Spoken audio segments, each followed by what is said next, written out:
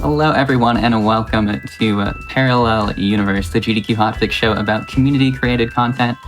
We're talking things like fan games, mods, randomizers, which we have a little bit later on. But starting first, we have Lil Gator Game Bingo. I've heard great things about this, and it will be run by Bites and Shovelclaws, doing 2 1v1 races. So without further ado, you two take it away. Dan, you want to introduce us since this is your creation? Why not? Hi, I'm also here. My name is Dan Floyd. I am the creator of this bingo board and a way less good speedrunner of this game than these two who are about to be doing this race. I am very, very excited to watch this happen. Shovelclaws, would you like to introduce yourself? Yeah, that's fine. Hi, I'm Shovelclaws. You've probably seen me around the block if you're frequent to GDQ streams, but I run a lot of variety indie stuff and some Sonic stuff, and this game is absolutely fantastic. We'll talk more about what this game actually is, but for some context on why this race is going to be really exciting is I'm a 100% world record holder, and Bites, I mean, you want to talk some about what you've done in this game? Yeah, I have the all-friends world record for this game, and top 3 in any percent. Absolutely adore this game. Also previously ran it at SGDQ 23, I think. I forget the specific, but yeah, this is going to be a really fun bingo race. I'm really excited. Can confirm it's going to be very fun. I've watched these two practice, and this race was very close both times. It's a fun game and a very fun bingo race, it turns out. Y'all make this look good. This is going to be a great time. You want to talk some about this game, Dan? For sure. Yeah, so Lil Gator Game is a pretty chill, open world, small kind of indie game in which you mostly wander around this big island, making friends, doing little quests kind of with a big group. Every character on the island is basically playing a big game of pretend, of fantasy pretend. And so they give your little hero little fun quests, and you make friends with them as you do them. You are beating up little cardboard monsters they've created around the whole island. You are collecting scrap. You're using that scrap to make yourself new little swords and shields and hats and all kinds of fun stuff. The whole game, what is the current world record any percent time for this? 13:10, I think. 13:11, I think. 13:11. Very close. Fairly short. Yeah. So the bingo race is similarly quite short, but the routing is quite varied and just very fun to watch. Mm-hmm.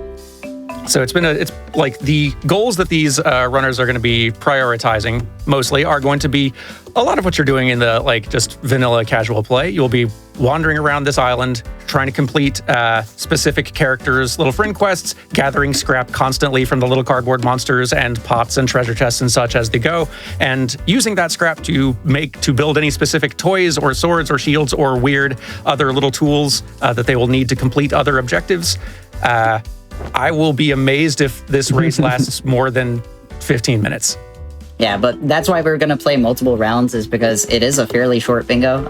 And so we're going to play at least 2. If we have a time for a third, maybe we could squeeze it in, but that's no promises. But I think I'm ready to get started, Bites, if you are. I am also ready. We should also specify, we're doing lockout bingo specifically here. So there's varying ways you can play bingo. We're going to have a bingo board filled out with 25 goals randomly pulled from a big list. First runner to complete a goal and mark it as done wins that tile and blocks the other runner from marking the same tile. So no one's really going for 5 in a row bingo here. This is just about whoever gets to 13 tiles first wins. And that's still going to happen very fast. Yes, and because of that lockout mechanic, our runners will need to be muted and deafened, so they cannot hear the commentary. They can't communicate with each other because obviously, if they're competing to be the first to a certain goal, then you don't want to accidentally give the other runner any info. So with that said, we will briefly say goodbye to our friends Shovelclaws and Bites. They will be back after the run. But yeah, with that said, they said they're ready to go. Dan, do you want to count us in? I think I can. All right. Good luck to you too. All right. Good luck, Bites. Good luck. All right, they are all set up and ready to go, and we will be starting this race in 5, 4, 3, 2, 1, go! And the board is revealed, and they're off. Now, the first couple of minutes here are going to look pretty similar, I imagine, as the runners run around this tutorial island. and do some mandatory tasks that will help them to complete their early quests. Like they will get their first shield, they'll get their first sword, their first hat, their first glider. Well, I guess the only glider they'll get. There are a couple other optional objectives on that tutorial island that they might slow down for if they want. There's a couple of treasure chests there that they might choose to break. I see that we've got a break 5 treasure chests on the board. That's one option they might have.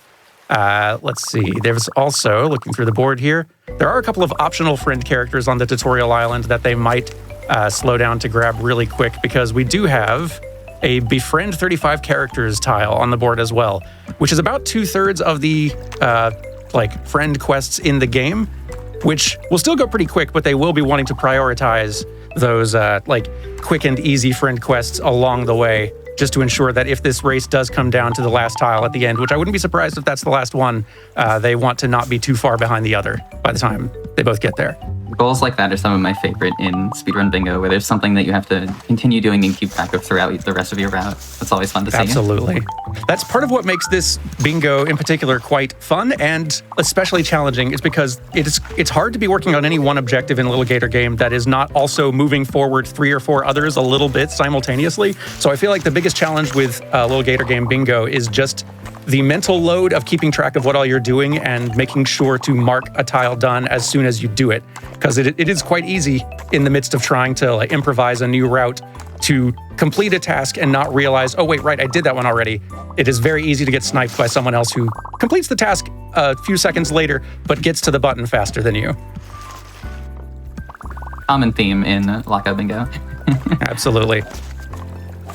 Fairly similar start from both runners here, though. It looks like they are both doing the pretty standard any percent route for the most part here. They've both stopped for some early time trials. The tutorial island, this small little island here that they're both beginning on, has 2 little time trials on it that are both very close together and pretty easy to squeeze in real quickly.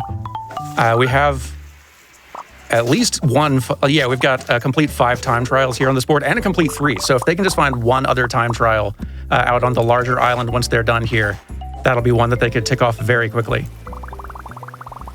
Let's see. I'm also seeing some objectives for crafting 3 swords, also 6 swords, and that's a pretty good one. There's lots of early freebies for swords. In just doing this set of early tutorial quests here, they've gotten 1 for free, just the stick. They can run back, and it looks like is Shovel Claws going back for it? No, not yet.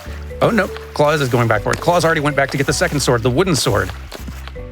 Bites is running on ahead without, but it's pretty quick to get some freebie swords. There's some swords and shields and chests, or swords and shields and tools rather, that you can get for free just for doing certain friend quests. Other friend quests will give you a blueprint, which you then need to build the sword or shield or whatever yourself for somewhere between usually like 300 to 500 scrap.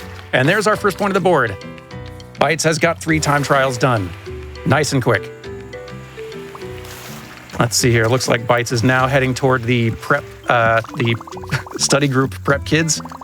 There are 3 kind of larger clusters of main questline friend sets that you need to kind of do to complete the game, which usually constitutes one of your kind of like main starter friends who you meet at the beginning of the game, and 3 of their friends who are kind of like scattered around a similar area.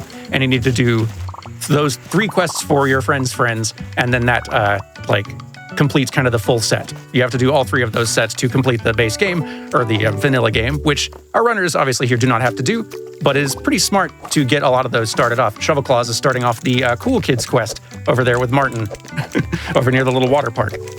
It takes a little bit of time sometimes. There's some cutscenes for starting some of those out, but it's a good idea getting some of those started off quick, because there are some friend quests which are, like, you have to get the kind of overhead, like the overall quest started first as a prerequisite before you can do any of the others. Its Bites has already got a second tile on the board here, completing Romeo's little ninja trial, which is also moving Bites closer and closer to completing 5 time trials. But Shovel Claws has got the friend quest for Joe, just choosing a pose to impress the cool kids.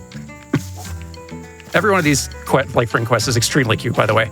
Shovel Claws now also has the bubblegum from cleaning Mr. Dawdler's roof, which is great because the bubblegum is one of the best mobility tools in this game for speedrunning. It is great for verticality.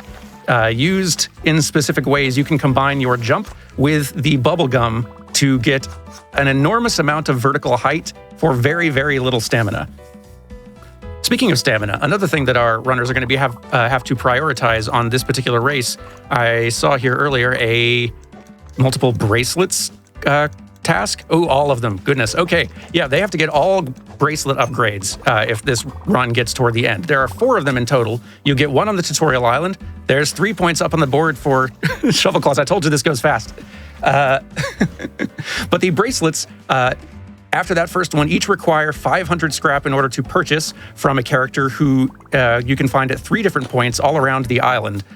They're pretty high up, so you need to be able to get quite high up to reach them. But each one of those bracelets you get gives you 1 additional Breath of the Wild style stamina circle meter, which enables you to climb higher and do more bubblegum jumping.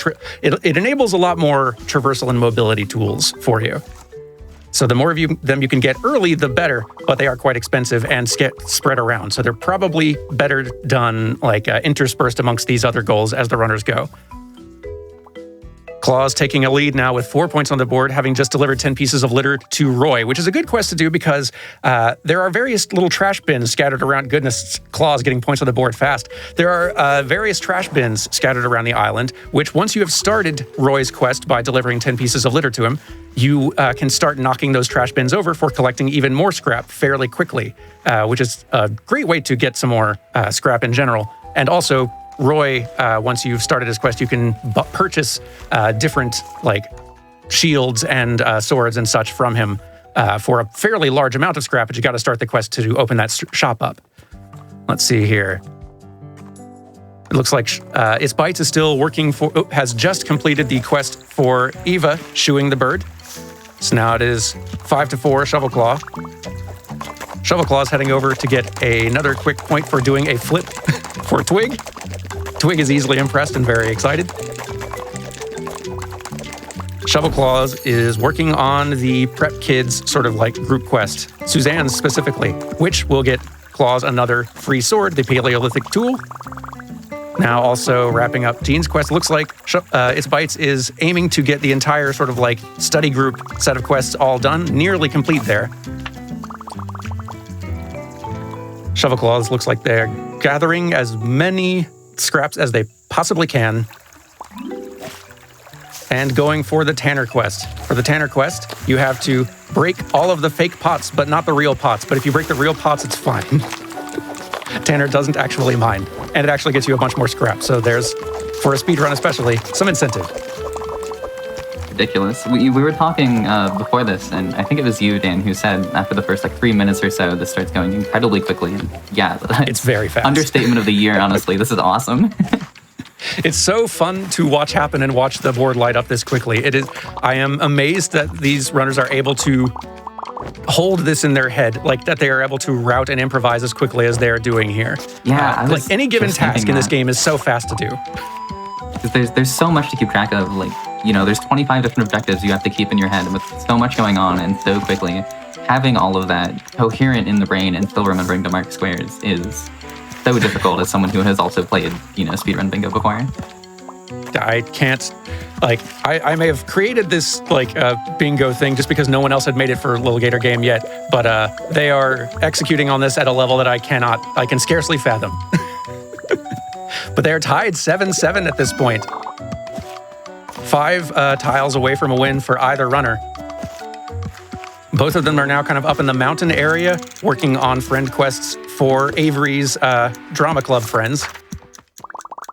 Shovelclaws is doing lots of shooting, taking out some space alien themed stuff. The drama club kids cannot decide upon a theme or agree to sort of stick to the general fantasy theming vibe that everyone else on the island is doing. So you're kind of having to do quests for all of them to try to get them to sort of make up and find some sort of creative direction they can all agree upon. Shovelclaw is now heading down to do the quest for Esme, who is leaning more in a vampire's direction. After Shovelclaw's marked destroy Tanner's fake pots, it typed in the bingo room at chat. I did not see that. I was doing that for scrap. So sort of an accidental goal completion there, it looks like. It's also worth mentioning the runners have, this is the first time they are seeing this card. The instant the race began and the card was revealed for all of us, this is the first time the runners saw it as well. So they are processing this and routing and improvising incredibly quickly, even for a bingo race. Yes, absolutely. Let's see. 9-9, still neck and neck. I'm guessing, probably going to come down to one of the last few things. I am guessing the last goal we might see done here could be befriending 35 characters, even though they are both going at a very quick rate for this. It might be having all of the bracelet upgrades, just because they're pretty spread out and expensive. It might also be, amusingly, and a part of me hopes this is true, that the last one is ragdoll off of the highest peak of Tutorial Island, which requires completing Simon's friend quest, which I think they've already done.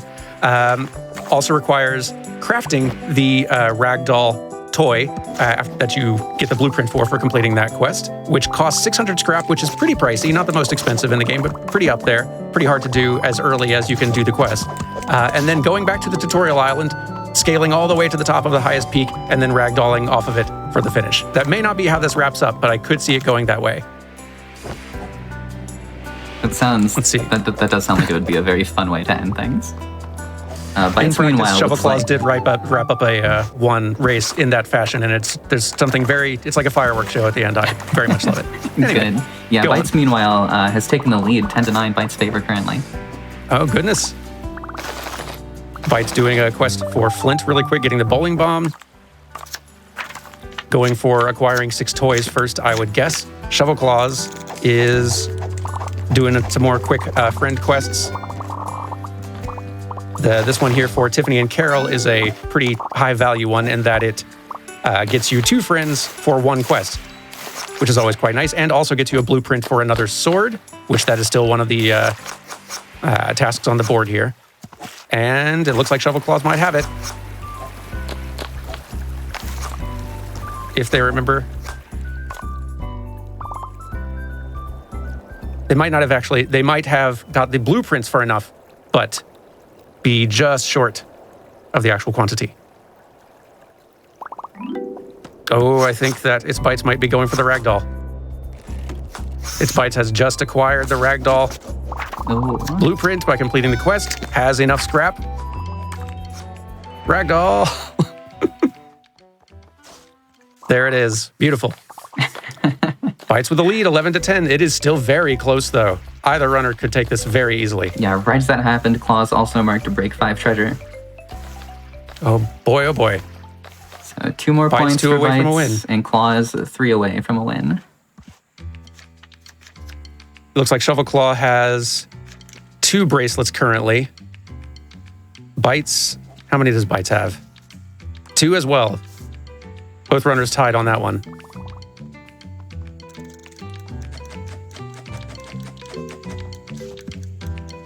Now, the friend count for each runner should pop up on screen in a little pink box off to the left each time they make a new one or enter a menu or something. Although that count can be a little bit deceptive, as when you go, the game wraps up when you're playing casually by gathering all these friends back in the central playground at the center of the island and having them sort of build a big construction project in the playground, like making a little cute little fantasy building of some sort. And each time you do that, there's a certain prerequisites for number of friends you have to do it, and it kind of subtracts that number of friends from the count as you complete those tasks. So the friend count you see on screen may not reflect the number of friend quests they've actually done. The runners are having to keep track of that themselves on top of everything else. Oh gosh, that's terrifying. But at least according to that count, Shovel Claw is slightly in the lead with regard to friends. 22, I believe, to Bites 17. I believe so. Well, now to 19, but yes. Bites is 1 away from a win, but Claws is only 1 behind. Oh, this is This is very nail-biting. You love to see it.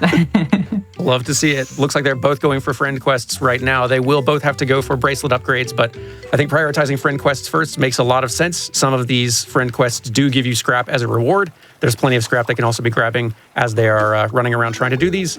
Shovel Claws is just 1 chess in a single move. The best way to win chess, really I guess the way you're supposed to win chess in this game anyway, is by just flipping the table, which, fun fact, you can do from long range with a ranged tool toy like throwing a rock or a paper shuriken or something, and that also counts as winning chess in Lil Gator Game. I wish I could do that in real life. I'd win a lot more chess in that fashion. Somehow I think that would be frowned upon, unfortunately. Yeah, in most circles, by most rules, like by most tournament rules, they see that strategy coming. Both runners are going for bracelets now. The NPC who sells the bracelets to you is, as I said, like positioned kind of in several different places around the larger island, positioned pretty high up, usually pretty high up over each of the clusters of like main quest line friend groups. So Shovel Claws has just grabbed bought the bracelet from above the study group, and its Bites has just gone and purchased the bracelet from above the Cool Kids. I believe both runners might now be having to race to get to the top of the mountain for that last bracelet purchase. They do have to have 500 scrap to buy it, though. And it's pretty high up. Claws just reaching 500 scrap. I assume that's what the scissor icon means. Yes. The little teal scissor icon over there shows how much scrap they currently have. Both runners are... I was like, that number's really high. I haven't seen a counter for anything else be that high. That must be the scrap. I think Bites might have gone up to the mountain thinking that that's where the last purchase was going to be, but might have forgotten where Bites had bought the bracelets previously. And that one will go to Shovel Claws. It's first to 35 friends now. Yep. One square left, and it will be the decider. Both players going to be close. 12 squares marked. Bites now has the last bracelet, but did not realize he was beat to the punch. Shovel Claws going for the Cow Kid rustling quest for Velma. Velma's siblings are very hyper and running around, and you have to gather them.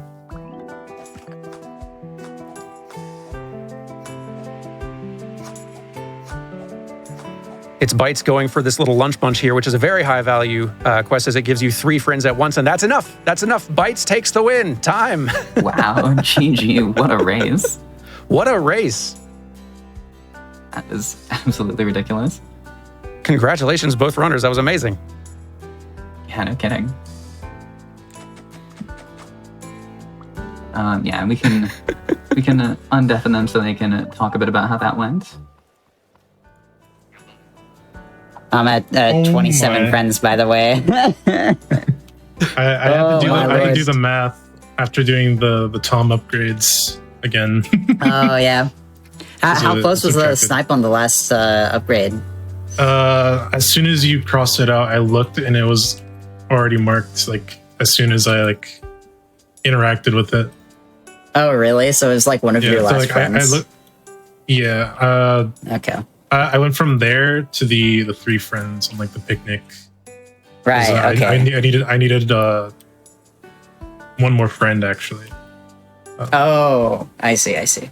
Yeah, I had to balance scrap finding and friend collecting, and I had to avoid some friends because I went to Romeo to get his ninja trial done, and then to beat up Oscar, I think is his name. I forget. I don't know why we're beating up kids in this game, but yeah, I guess it's fine because we play as a kid. But yeah, I wanted to get the shuriken for 6 toys, but you beat me to it while I was doing the time trial.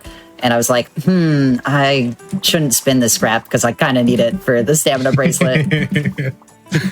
But I still needed more. And I was in the mountains at the end. So I was I had a lot of fast friends lined up. I had all 3 of the mountain main quest friends up, and then I just had to get to Billy, to this guy Kason, and then Samantha, and that would be 4, and I just need one more, which I'm not sure who I do. I think Flint, I guess, but yeah, it was close. I had the route in my head and everything too, and you just beat me to it. But that was sick. That was a good race. Incredibly close race. Well done. Yeah, that was a delight to watch. Fantastic race to start us off. Are we ready for a second one? I'm ready as ever. I'm good for another. Fantastic. Let me set up a new card here. In the meantime, I want to quickly shout out GDQ's first Black charity event, Back to Black, formerly UBAF, but it is returning as Back to Black. And this will be live February 7th through 9th, and submissions are open right now through November 5th, so only a few more days.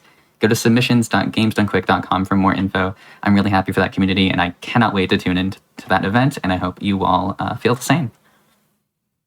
That's very exciting. I already see submissions for that, and I'm like, okay, I whatever gets in, I gotta watch. Yeah, I've seen some really cool stuff submitted. It'll be a great time. All right, I see the next card generated. How you two doing? You ready to go? I'm ready. If Dan wants to give us the countdown. All right, can do. All right, new bingo race begins. Starting in 5, 4, 3, 2, 1, go! And they are off. Let's see here. So, again, first couple minutes will probably be pretty similar, although I am seeing some objectives on this one which are a little bit... We might see some deviations in the early path here. I'm seeing... I thought I saw... Where is it? Break 3 treasure chests. Yes, there it is. There are 3 treasure chests on the tutorial island. So theoretically, one of these two could decide to stay on the tutorial island long enough to break those 3 and get that early. Alternatively, 3 toys, acquiring 3 toys can also be done somewhat fast. You have to go over to the main island in order to do it. I don't know how to... like, for example, the rock from Zoo's quest, the ragdoll from Simon's quest on Tutorial Island, and the bubblegum from Mr. Dawdler are pretty quick and only need about 600 scrap total in order to have those 3. And even just befriend 10 characters, like that could happen in, like, as you've seen how fast this race goes, getting 10 friends could happen pretty fast if you focus your route on it.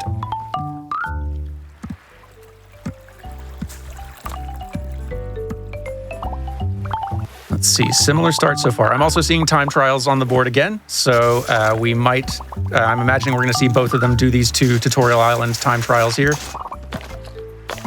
which are good ones to grab anyway. They will give you a bunch of scrap, which is, time trials are one of the best ways to get scrap quickly, and these 2 are right next to each other, very short, quick and easy. These jumps here are very challenging. It's one of the earliest ways in any percent run can go bad, because you don't have the stamina bracelet yet, so you can't do any climbing, but using some clever little shield hops, you can manage to get just a little bit more height than your regular jump would give you. I feel like there's one of those in like every speed game, just an early set of jumps or something similar that's just very difficult. It's a common reset This is the point. thing in the first 2 minutes that causes all the resets. Yeah, happens so often, especially in games like this one. It looks like both runners are following the any percent route pretty closely, which does have some benefits. Normally, you would be able to meet the character who sells you bracelets on this island and purchase your first one for just 100. However, like runners found that if you just go and do the other tutorial, like mandatory quests first and get to this cutscene, you are given that bracelet for free without having to spend 100 scrap or go talk to that character. Looks like they're both trying to get to the big island as quick as possible.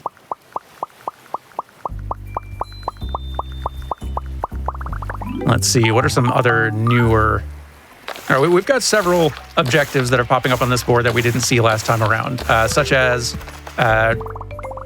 ride Billy's spout in all 3 locations. What that means, there's one of the friends that you can meet in the game is a whale called Billy, who has a bowling ball stuck in his spout, and you can get that bowling ball free from the spout to enable yourself to basically ride the big gush of water and wind way up high in the air from that spout, and Billy will pop up after doing that quest in 3 different locations, or 2 other locations from where you did the quest.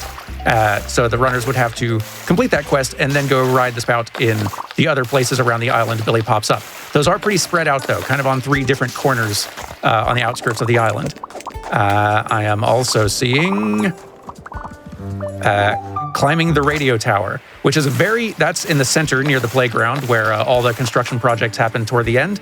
The runners can get there very early on, but if you were just climbing normally, you would need a lot of stamina, maybe 3 to 4 stamina bracelets. But if you have the bubble gum done from doing the Mr. Dawdler's roof quests, you can use that with just a single stamina bracelet, it is possible to get all the way up to the top.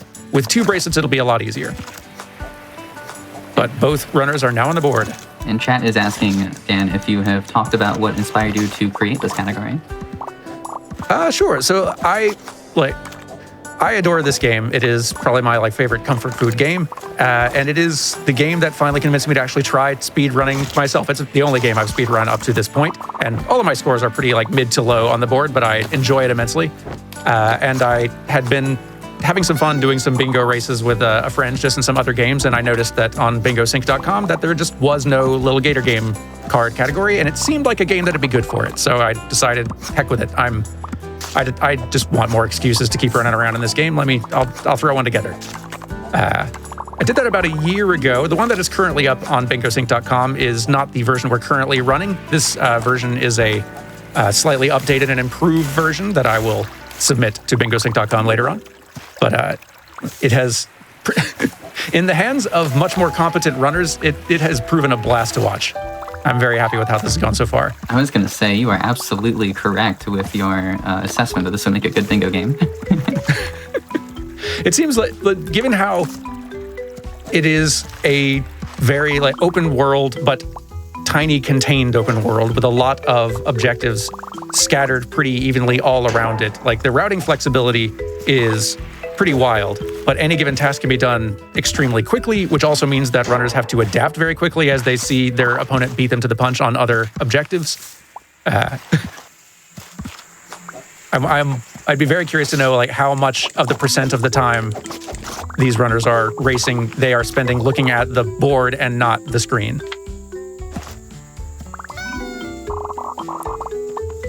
Bites pulling ahead with an early lead, but only by 1. Again, still neck and neck. Let's see, what are they doing? Shovel Claw's heading out to Skate Pug.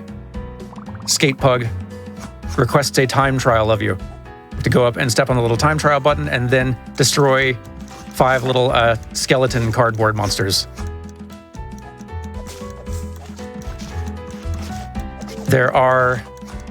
I'm seeing on this board we've got 3 and 5 time trial tiles again. And both runners started out by doing 2 of them on the tutorial island. And we've also got several friend quests on the board here that involve time trials, 3 of them. So if the runners focus on just those 3 friend quest time trials, they may not be the fastest time trials possible, but that would get you those friend quests done and the time trial goals as well if you get to them first. So possible efficiency there.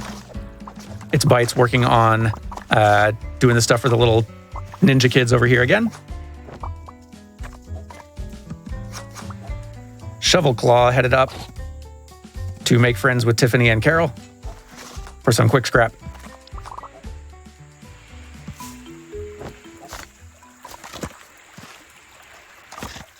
It's Bites was the first to 10 friends. I'm seeing the objective for 20 as well, which should not take long at the rate that these runners are going. It's Bites is the first to 5 time trials, pulling a little bit ahead.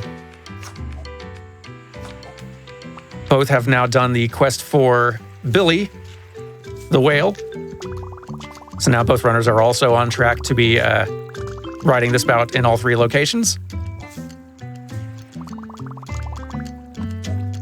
Current score is Bites 7th, Claws 5. I think we've got another very close one here. I sure hope so. Close bingo games are always super fun. I'm trying to keep an eye on when either of these 2 are going for treasure chest. They only need to break 3, and there are quite a few of them scattered around.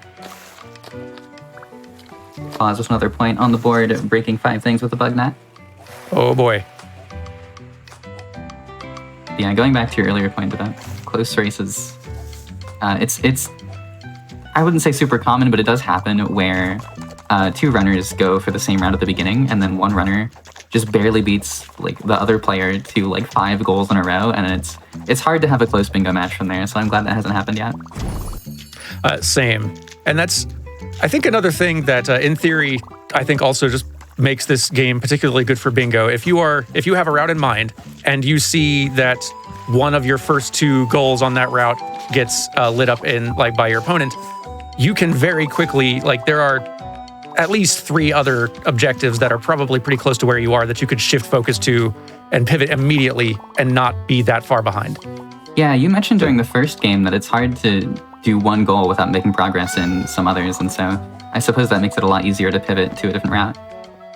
Yeah, there's just a lot of overlap. Like, constantly, any given friend quest you do is probably going to unlock, if not a like new shield or toy or sword, it'll give you the blueprint for it, which you can make with scrap. And you're getting scrap constantly by breaking all these little things everywhere, and sometimes just by doing friend quests. And the more of these friend quests you do, the more of them you like can unlock access to. Very few of them have prerequisites, but there are a handful. So there's a lot of different orders that you can do things. But now we're tied 8-8. Shovelclaw getting the second ride from Billy. Only one more location left. It's Bites getting 3 friends really quickly from this little lunch bunch cluster. I think it might be the only friend quest you can do that actually gets you 3 friends all in one go. Oh, Shovelclaws going to the very top. Shovelclaws gets that tile. Beautiful. All the way to the very top of the radio tower. With just a single stamina as well, I think. Yep. Extremely well done. Claus has taken the lead. Just 3 tiles left, and Claus will have it. I believe its Bites might be headed generally toward the cool kids group now. They are going to need all bracelet upgrades again, so that could end up easily being the last goal. And its Bites has just knocked over 4 trash cans, so we are tied again. I was just about to say, hard to believe that we're only like not even 12 minutes into this, and there's only 5 gold left already. It's so fast. The shields might take a little bit longer. There's several of those you can get for free from doing various friend quests, but the runners will have to use scrap to craft at least 1 or 2, which will be 300 or 400 each time. Bites has just broken 3 treasure chests, so Bites has the lead, only 2 away from a win. I think Bites might have already done Romeo's Ninja Trial. I'm not sure. Yeah, Bites just remembered that he has already done Romeo's Ninja Trial and marked that off, so Bites now has 12. Only 1 away from a win. Either has to get 6 shields, get all of the bracelet upgrades, or do the friend quest for Andromeda. In order to do the friend quest for Andromeda, you do have to go up to the top. Andromeda is one of the drama club kids, so you have to go up to the mountain where they're all grouped up and start that quest up. And it looks like Shovelclaws is doing that exact thing right now. Being in the position that Shovelclaws is in is so difficult in bingo matches like this because, all of a sudden, if your opponent has, multiple paths to victory, only needs 1 more goal, and you need all 3 of the remaining goals to win, then you have to basically guess correctly as to which ones they're going to do and beat them to it 3 times in a row, which is just so unlikely. It is very tricky. It's possible, and given I have seen it. Given some of the slowest objectives for this particular game are ones that you are cumulatively building to. If your opponent has been getting a lot of other tiles at the expense of slowly building up shield inventory or getting bracelet upgrades, suddenly you might find yourself in the well-advantaged and positioned to snipe those last goals at the end if you've been routing for those things all the way through. But odds are good that your opponent has been doing the same. Yeah. It's also possible that, someone makes a routing error or even an execution error, and that can always change the tide. It looks like the route is actually pretty closely synced up at this point. It's Bites, both of them initiating the Cool Kids group quest, and it's Bites up there buying 3rd bracelet. Only one left to purchase. I believe that's the approach that Bytes is using to go for the win. A nice thing as well is if you do specific friend quests, you may unlock specific tools like I've mentioned the bubble gum being great for verticality. The more bracelets you get, combining that with shield hopping, you can use some very fun speedrun tech to really just fly around the place pretty quickly. Bytes might have it here, buying the last one. And Bytes, I believe, has it. Yes, GG. 13 for Bytes, GG. Another close race. Another very close, very good race. Well done. Well done to both runners.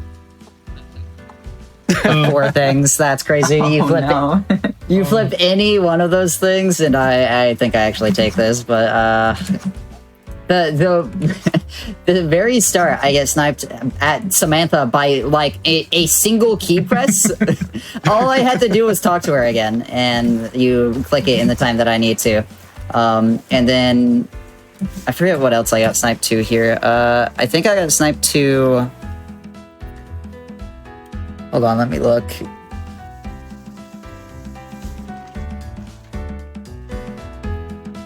Kind of surprised I didn't get sniped to Case and Scooter, but there was something. 5 time trials. I completed my 5th. I started my 5th as you marked the 5th one. Oh no! I think I miscounted how many time trials I had. I think I did one extra. That's fine. And then at the end, just to rub the salt in the wound, the 2 things that I got just instantly lost the game for me was you got both 4 trash cans and 3 treasure chests when I went to Roy and everything, and I just forgot the treasure chest behind him. I had 2, and then started knocking over trash cans, and then right after you mark it. Or I think it was right before you marked treasure chests, but you got both, and I can't come back from that. That was my entire comeback condition, and you shut it down. But well played. It was really fun. I didn't really prioritize those until the middle of it because I wasn't really in a centralized area to get both right at the same time. By the time we were getting to the upgrades, I was like, I might as well just get these now, kind of thing. Right. Yeah, I had no chance on bracelet upgrades since I was going for 6 shields. I got it right after you got your 13th goal.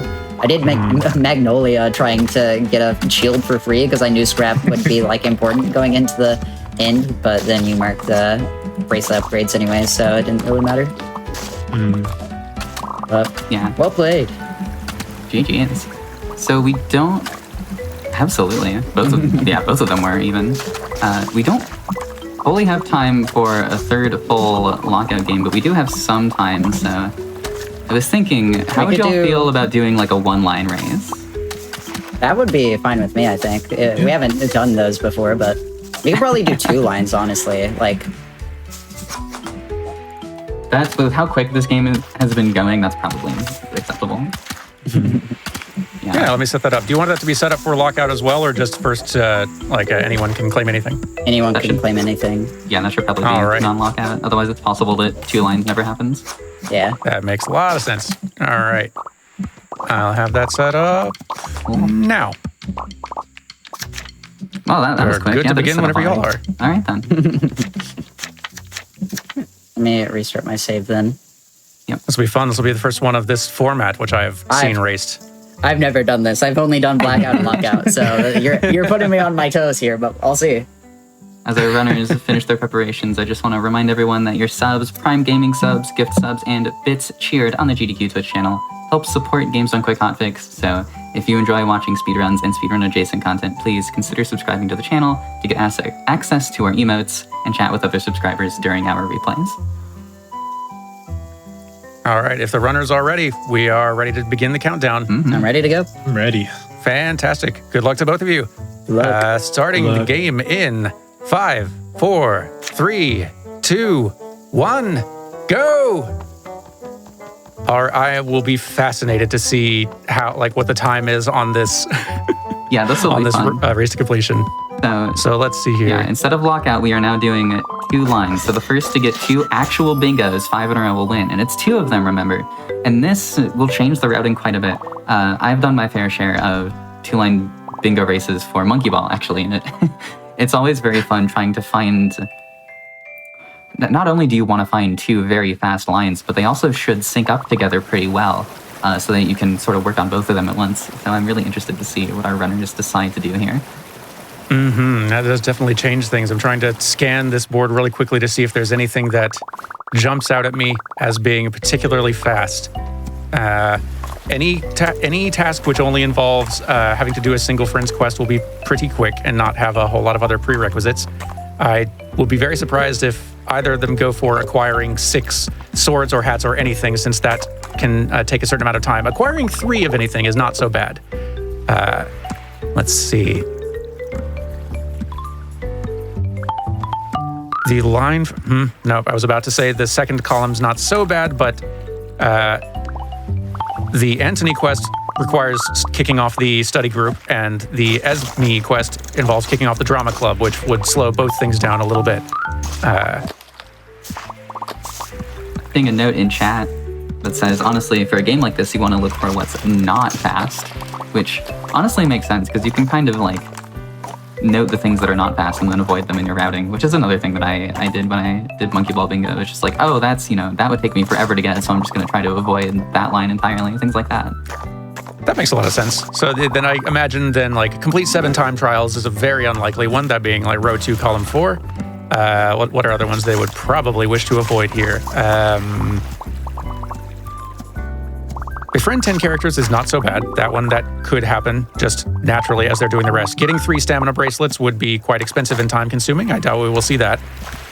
Riding Billy in all 3 locations, also unlikely unless the other friend goals happen to take the runners by the same location, where Billy just happens to be nearby. Otherwise, I imagine that'll be avoided. Ragdolling off the highest peak of Tutorial Island, I also expect will be avoided. I think row 2 would be...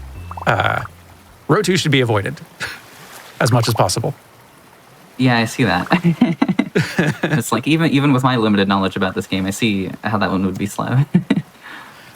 Breaking 5 things with a Paleolithic tool, not so bad.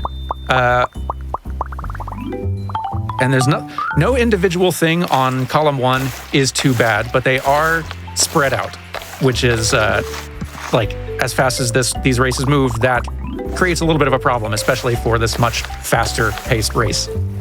It does end up happening often in 2-line bingo where you have to settle for something that's not perfect. Partially because you don't want to take the time to think about your route any longer and you need to start playing.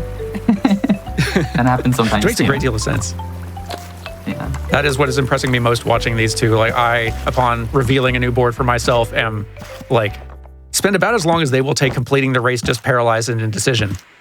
Seeing them just go is incredible. They got going really fast, which is awesome.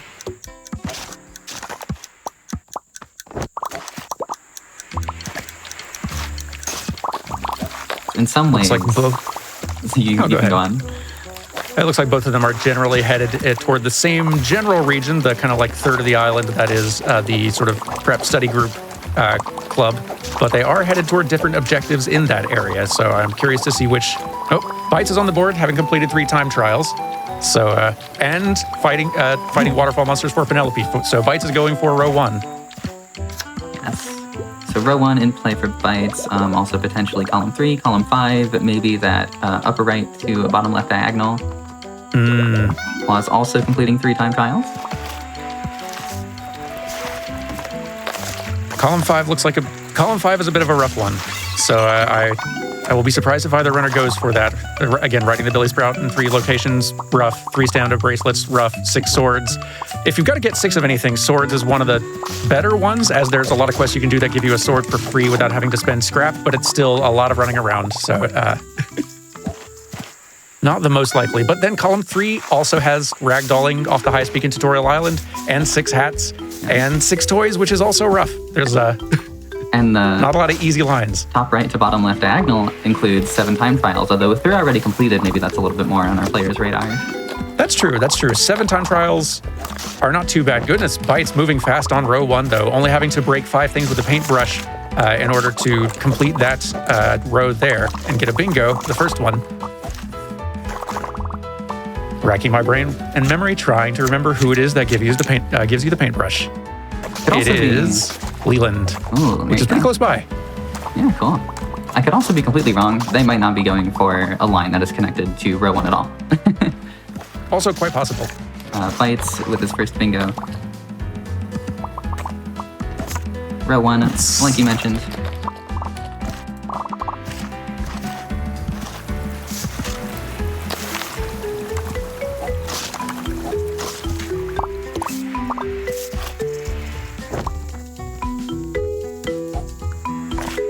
Column 2 looks like a pretty manageable one. It involves a lot of running around, but it is just individual friend quests with occasional prerequisites. So that one could be one that we see them go for.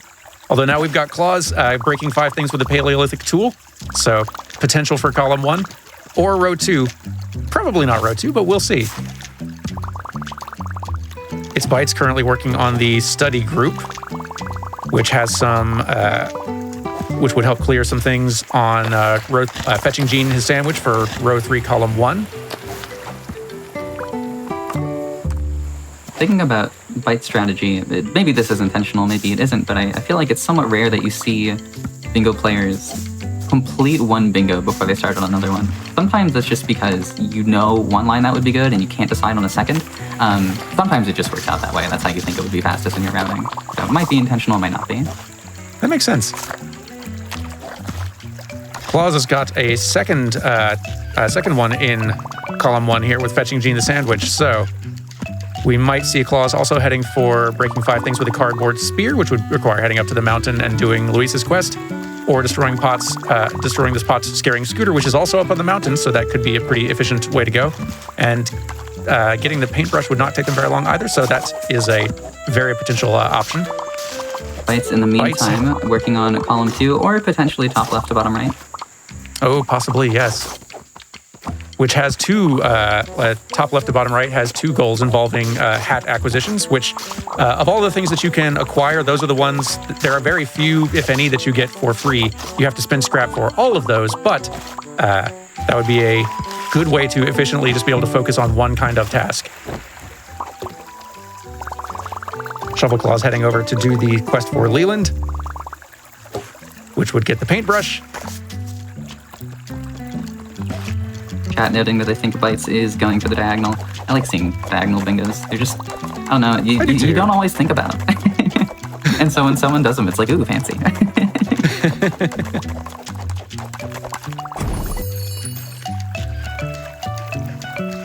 Some of the hats which you can get for free.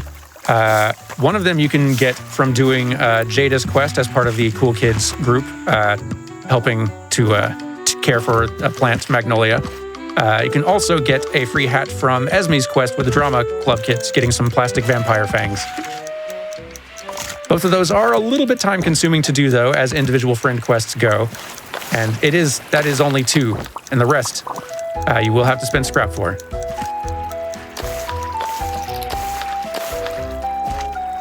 Saw Claws a little bit ago do some menuing while falling from a big launch. That is one thing you also have to do while running a Lil Gator Game. If you do get an item for free without having to build it for scrap, it is auto-slotted into one of your 2 right or left bumpers where your tools are equipped. And if it's not one of the tools you wanted to have, then you will need to manually go and swap back to something you do want. Claws, another point on the board, destroying the pot scaring scooter. Yep, Claws just one goal away from winning. That is to break 5 things with a cardboard spear. And it has just completed it. GG. Well done. Bites, meanwhile, only had have ice cream with Esme and matchmate Cade and Marlo left on his route. That would not have taken much longer to do either. That was awesome. Yeah, GG both players. That was so good. Yeah, congrats to both runners. That was delightful. I got my revenge. I forgot to get Kate and Marlo. I was looking at the road for so long. No. Yeah, that's fair. I forgot to do Leland for the paintbrush, but I don't know. I feel like Esme is so long, and that first row spoke out to me like immediately. Or that first row and first column both are like super fast since you're doing Paleolithic tool anyway, so that routes in Gene. And then Cardboard Spear and Scooter are right there on Mountain, so you just do those last. That was a good board for this. Good one. Yeah. We got lucky with the boards this time. It looked like it was very entertaining. Yeah, no, these boards were really, really fun. So this was awesome. Me and Bytes just started playing this like 2 weeks ago because Helix asked us to do this, and you suggested it to me. I suggested Gator Game in general. Thank you for the suggestion, though. Yeah, no, this bingo for this game is really fun, actually, as me and Bytes learned over this past week or two. It's really fun, and I think there are a few things we could do to make it a touch better, but like it's in a really good spot and is like super beginner friendly too. If you want to play this game, like come give it a try. We like it. I can vouch for that. It's literally the only game I've ever speedrun. It was the first one that convinced me to try it, and it is quite easy to like pick up, and the movement in it is a great deal of fun as well. I've just been smiling this whole time. This has been a delight to watch. Just close races each time. Yeah. The fact these were all like super close too is not the biggest hurt to my ego. I think in the middle of this one, anyone watching like my face as I realized I shouldn't have gone for column 2, like in the middle of that.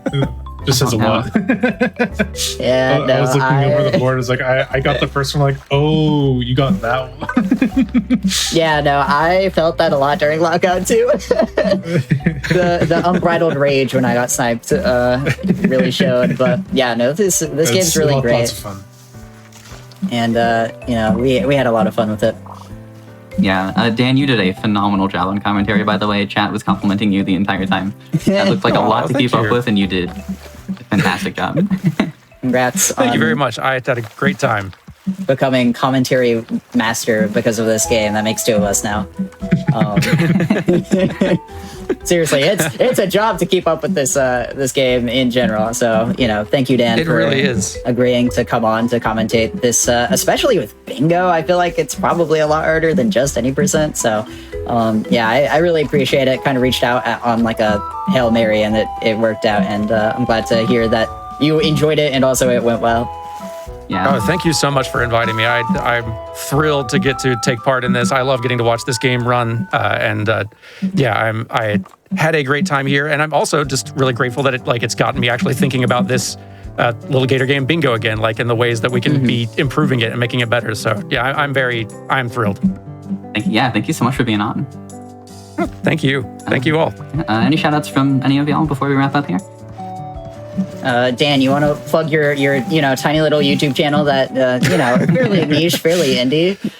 Sure, yeah. You can find me on YouTube in a couple of places. I've my main larger channel is called New Frame Plus, where I talk about kind of the craft of video game animation, because that's just my profession. I've also got a just chill, kind of casual Let's Play channel called Playframe, if you want to look for me there. As for me and Bytes, you can find me at twitch.tv/shovelclaws mostly. I've been obsessed with this niche little indie game you might not have heard of called Sonic X Shadow Generations. Turns out that game's really fun. So I've been running that quite often on my channel if you want to come hang out. Otherwise, find me on anything as Shovelclaws. And I also stream on Twitch on It's Bytes. I normally stream Bomb Rush Cyberpunk any percent, as well as some Sly Cooper content. Currently in an event with the Sly Golds channel, where we're doing a 3v3 relay race kind of thing. So I'm streaming just to prepare for that more often. So check me out there. And speaking of Bomb Rush Cyberpunk, I would like to give a shout out to BRC_SR on Twitch. If you like bingo, but like way more technical and way more fast-paced, you can catch our community Bomb Rush Cyberpunk tournament. Me, Bytes, and Helix are all playing in that. and it's been a lot of fun so far in this season. So come check us out.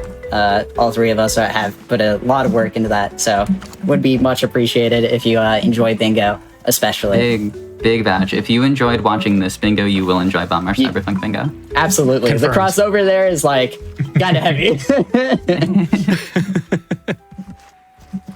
All right. Yeah, thank you so much again, all three of you, for being on. This was an absolute blast. We are going to take a quick break. We'll have another indie game coming right up, as Killing Pepsi will be running Pseudoregalia Randomizer. But as we are taking that break, it is a great time to, get up, get some water, stretch your legs a bit, maybe a meds reminder. But if you are not going anywhere, and make sure you keep the tab open, but if you're not going anywhere, then do me a favor and join the official GDQ Discord, where you can add the hotfix role, and with that you can... Hello everyone, thank you for waiting. Welcome back to Parallel Universe, the show about community-created content such as mods, fan games, and of course randomizers. We have our second indie game of the night. This is Pseudoregalia. This is a phenomenal run. If you haven't seen this game run before, you're not going to want to look away. But I am here with Killing Pepsi, who will be running the randomizer for us tonight. Killing Pepsi, how's it going? Pretty good. Full on there. Feeling comfy. And Jaxler is here as well for commentary. I am here. He can't escape from me yet. I don't know, something like that. But yeah, we're showing off the randomizer tonight. Killing Pepsi's been playing this a lot, and we're going to be showing off some... we'll get into exactly the settings and stuff for the rando, but you're going to see some nonsense that you wouldn't see in any other kind of run for this game because it's randomizer. So yeah, thanks for having us. Yeah, thank you for being on. All right. Yeah, with that said, anything else we need to wait on? Are we good to go? I don't think so. I mean, if you're good to go, we can just get started whenever you're ready. Yeah, right before we start, I'll just give you an idea of what we got going on. So with the randomizer, there's a bunch of checks you can shuffle around, a bunch of settings you can set for different tricks. Real quick. Oh, also, Organic Spuds is a creator randomizer. Shout out to them. It's really awesome. But yeah. Thank you, Spuds. I love Spuds. 5 major keys, 10 abilities, 11 green orb upgrades, 16 health pieces, 7 silver keys, 14 chairs, 15 goatlings, 8 outfits with time trials, and 4 notes. And 2 of the abilities are split into groups of 3. So there's a whole lot of stuff that we got to find. We don't have to find everything. We just need to find the minimum amount of stuff to beat the game, which is the 5 major keys plus a few abilities. But we're likely going to end up with a lot of stuff because the max difficulty is pretty mean. But yeah. Yeah, and we'll talk about that a little bit more once we start playing. But I'm ready to go. I think we're good to go. Yeah, go ahead. Give us a countdown. All right. Give it a 3 and 3, 2, 1, go. And best of luck, especially because it's a randomizer. Thank you. Right away. Yeah, so you're going to notice that our Dream Breaker gets moved into here instead of the initial location where you're supposed to do some platforming. Reason for that is because with any randomizer of this game, it is impossible to progress forward without Dream Breaker. So it is always just guaranteed to have Dream Breaker be our first pickup. So it's not really randomized, and to kind of cut back on the weight, they just put it right in the first opening chamber, which is really, really nice. The first thing we're going to see Killing Pepsi do is kind of look upwards to see that we saw a green orb up there. One of the really important things about doing randomizers fast is not just picking up things, but also getting vision on what objects that are... that's a really good find early. Yeah, oh yeah. So essentially what we're going to be doing throughout this run is pointing our camera in specific directions so that we can kind of get the shape of whatever object is randomized to a given location. That green orb that we saw earlier normally has a heart piece, but the green orb can have a couple of different interesting things. It could have martial prowess, which gives us double damage. It could also potentially give us an air kick, which would be really, really helpful for us. Yeah, oh yeah. The only issue, though, is that there's also a bunch of junk that it could be. It could be one of those outfits we were talking about. So these are all sort of things that you kind of have to keep in the back of your mind and note for later as you're playing the randomizer. And the benefit of looking at something early is that if you know it's junk, you don't have to go back and get it later. So it's a way of saving backtracking. And so we're going to break this wall right here. So normally in casual play, you're kind of intended to go through the dilapidated dungeon to fight a mini boss. But it is very unlikely that we will get slide here, which is what's normally randomized to this location. So because of that, we're going to actually take a detour through a hidden part of the dilapidated dungeon instead. And so there's another example where Killing Pepsi actually hit a save crystal to get a save point. And then as soon as he confirmed that it was a small key right there, he just reset the save. So that he has the information, but doesn't actually have to go and grab that. Oh, that's funny.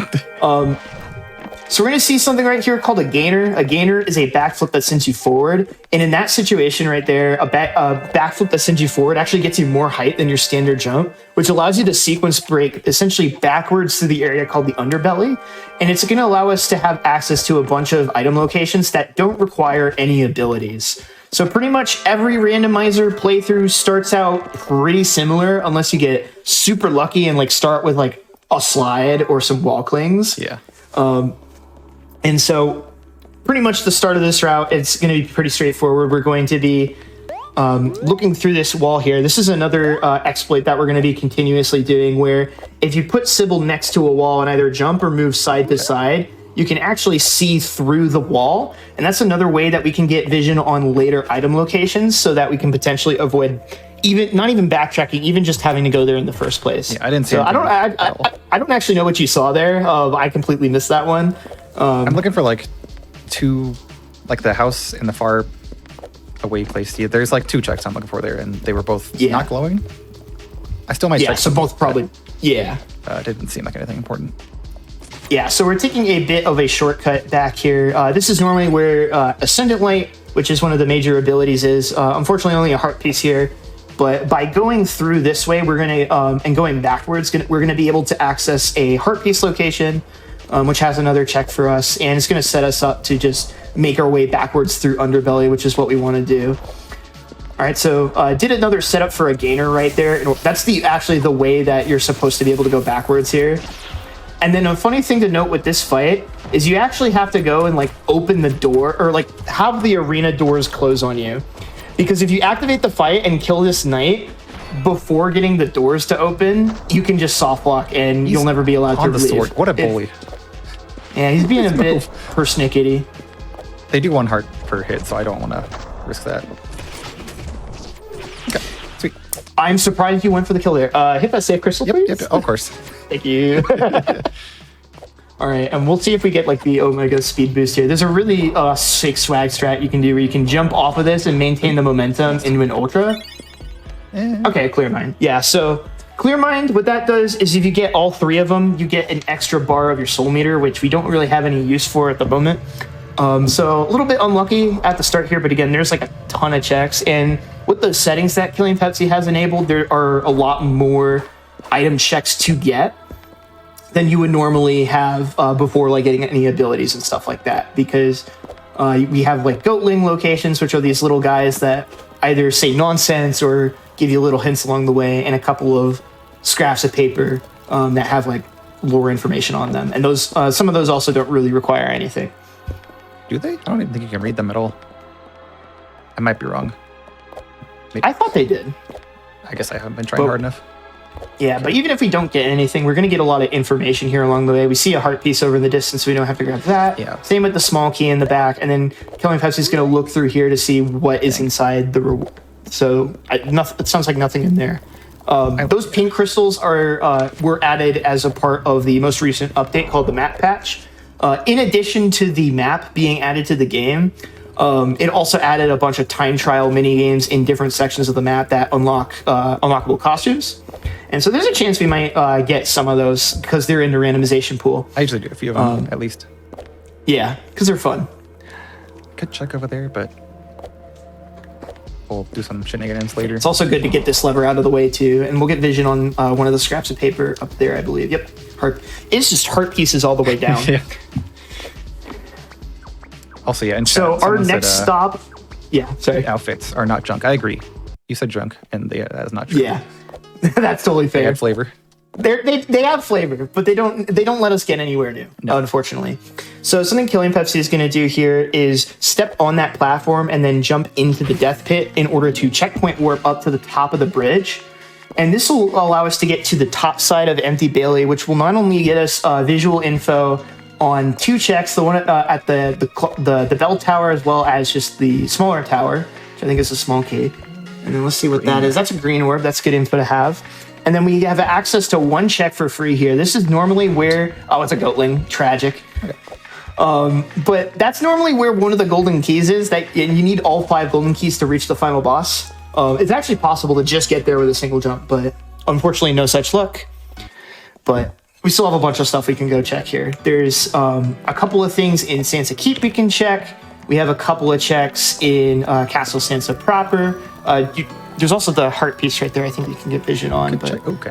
Small key. 2 keys that we can't get yet. Good to know, though. Yeah, so typically if you have nothing at this point in the randomizer, there's 2 ways you can go. You can either stay here in Castle Sansa, or you can pivot. There's green orb there. That's something. Yeah. Or you can pivot into Sansa Keep because there's usually like 1 to 2 checks that you can get that way.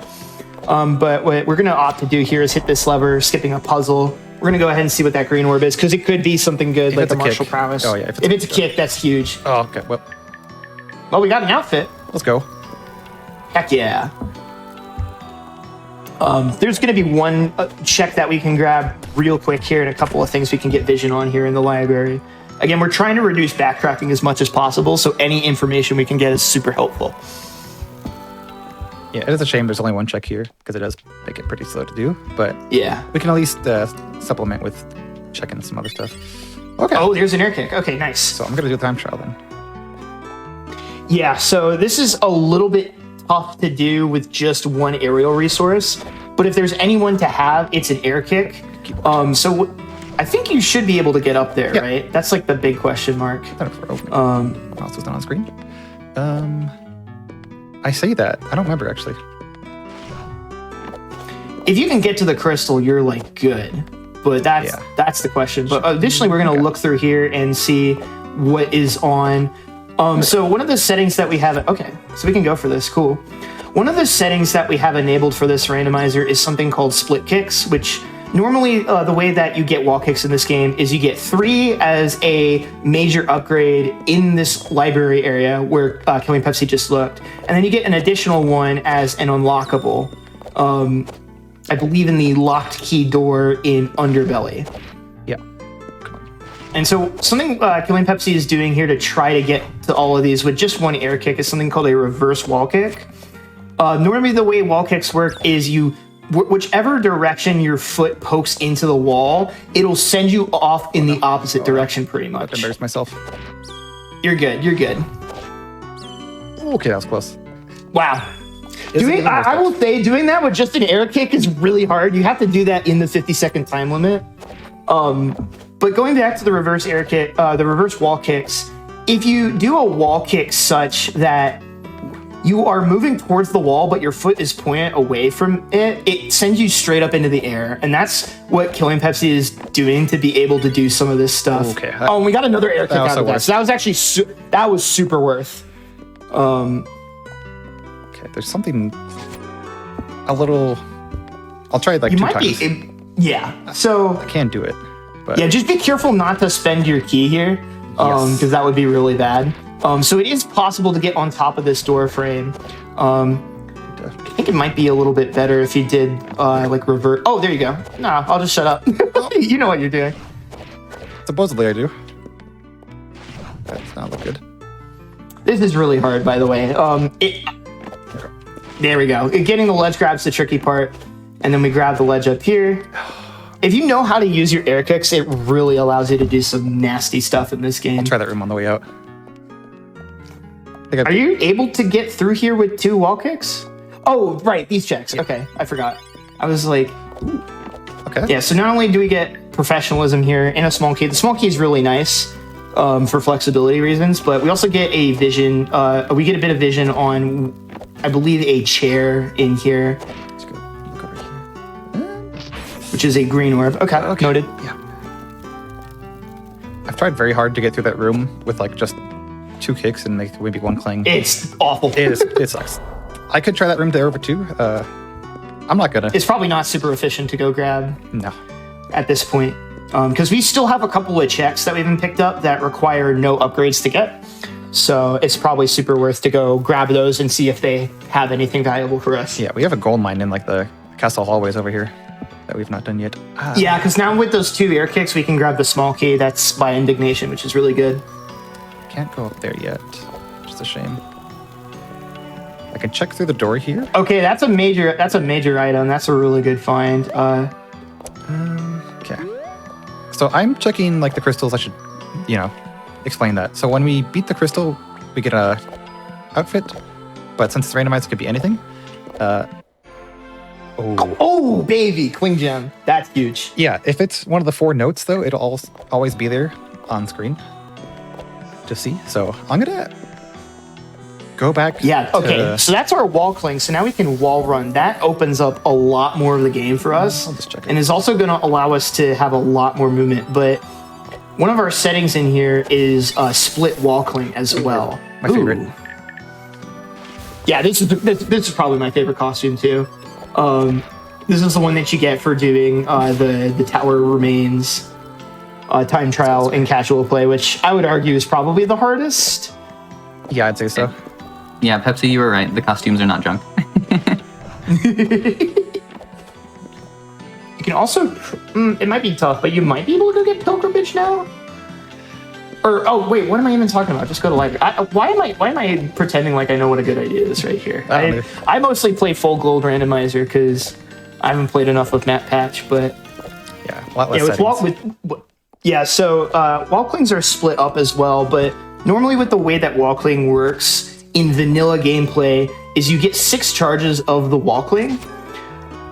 And so the way it works is it's actually split up into 2s. So per wall cling upgrade that you get 2 refreshes of your wall cling before you have to touch down on the ground, as opposed to the usual 6.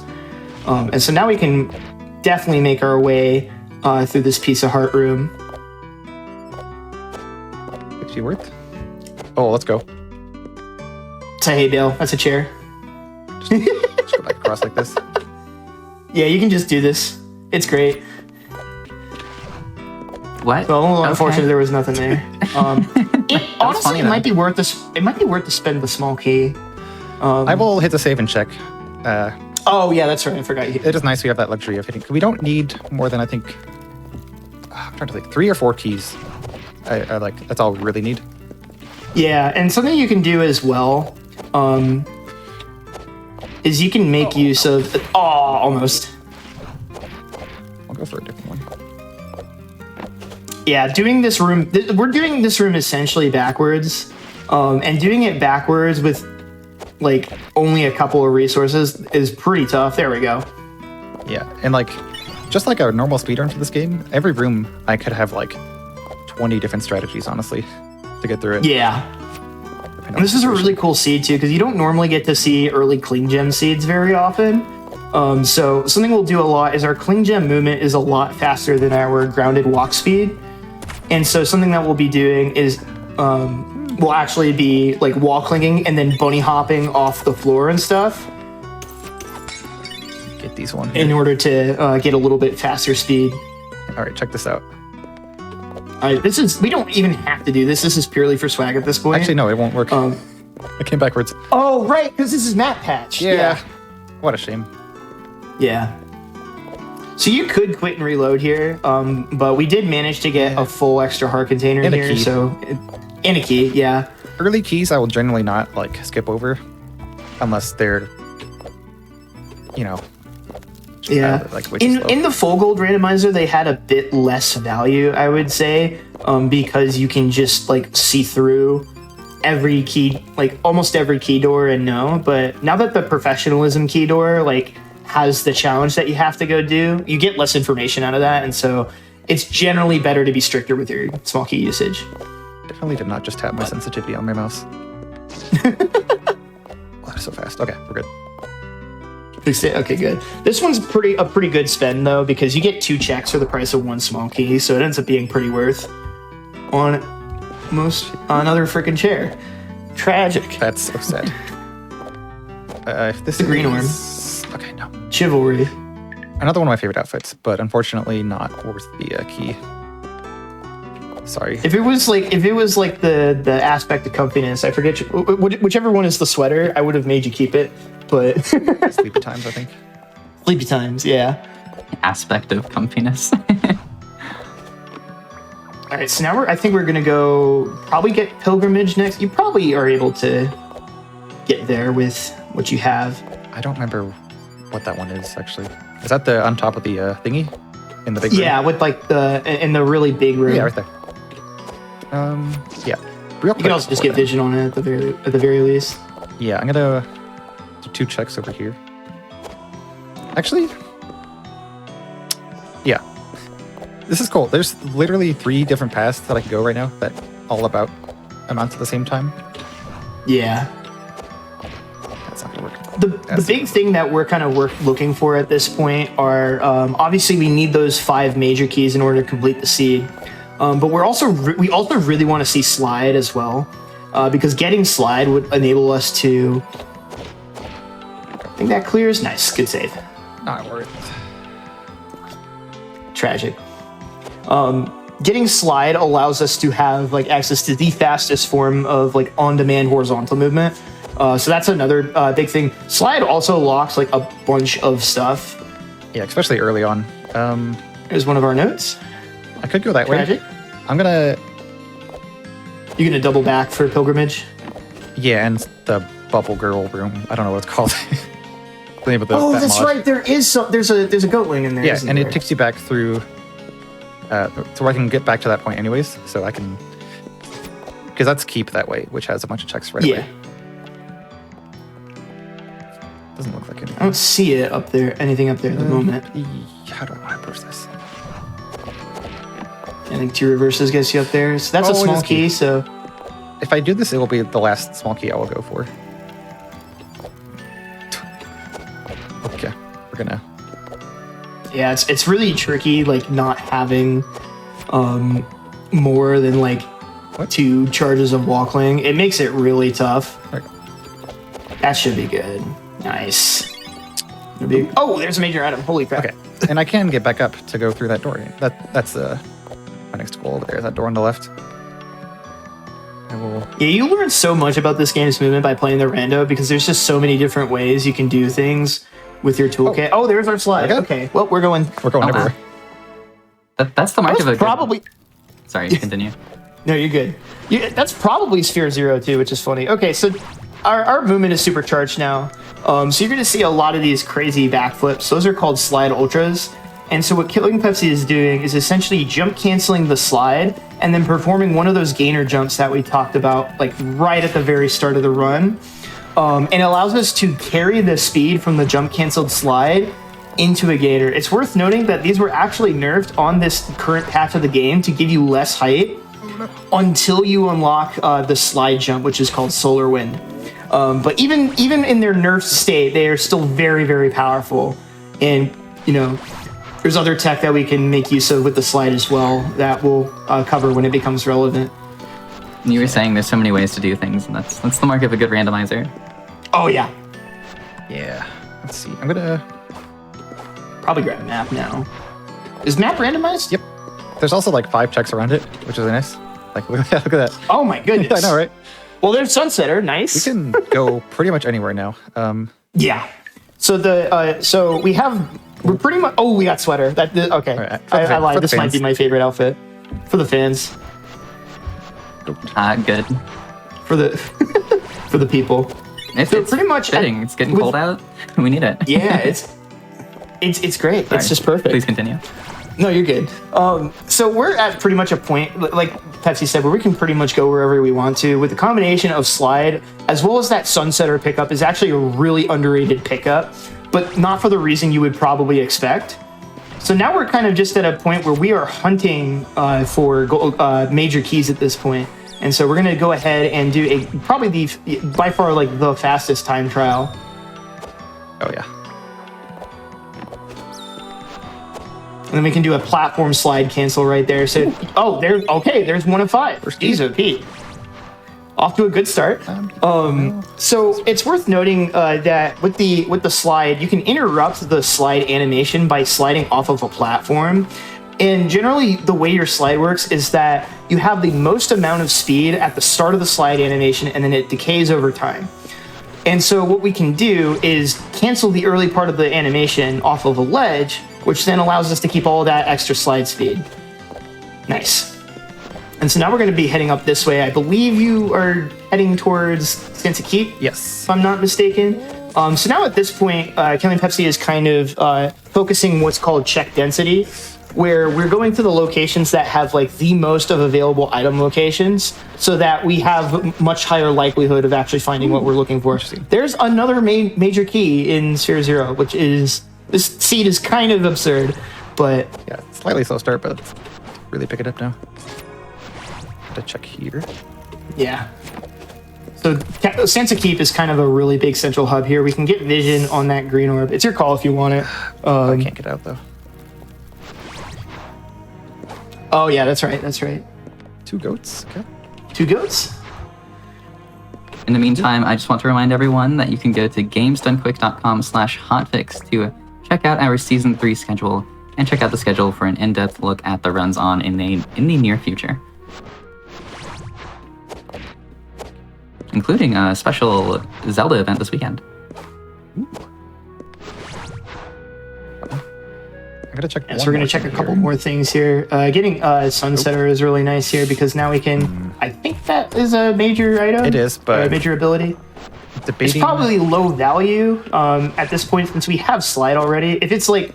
I don't know if the Cling Gem charges use the same icon. Yeah. If so, that could be Oh, yeah, huge. sweet, okay. And it's more Cling Gems. Oh my god. Because there's 2 other ones that I don't want to see right now. I want to see either Clings or the Strike Break, which is the charged sword attack, which can break certain walls. If I see Solar Wind or Soul Cutter, then I honestly That's would debate rough. resetting.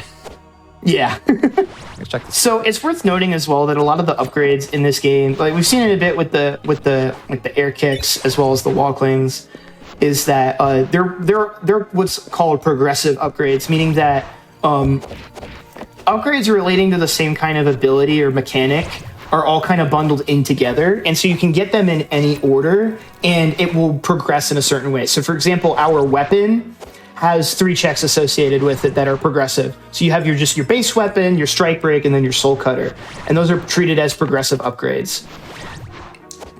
And so a couple of other upgrades that work like that. We've been talking a little bit about the air kicks. We're going to do a really sick out of bounds here. Did you know we can go out of bounds in this game? Pretty cool. Pretty cool.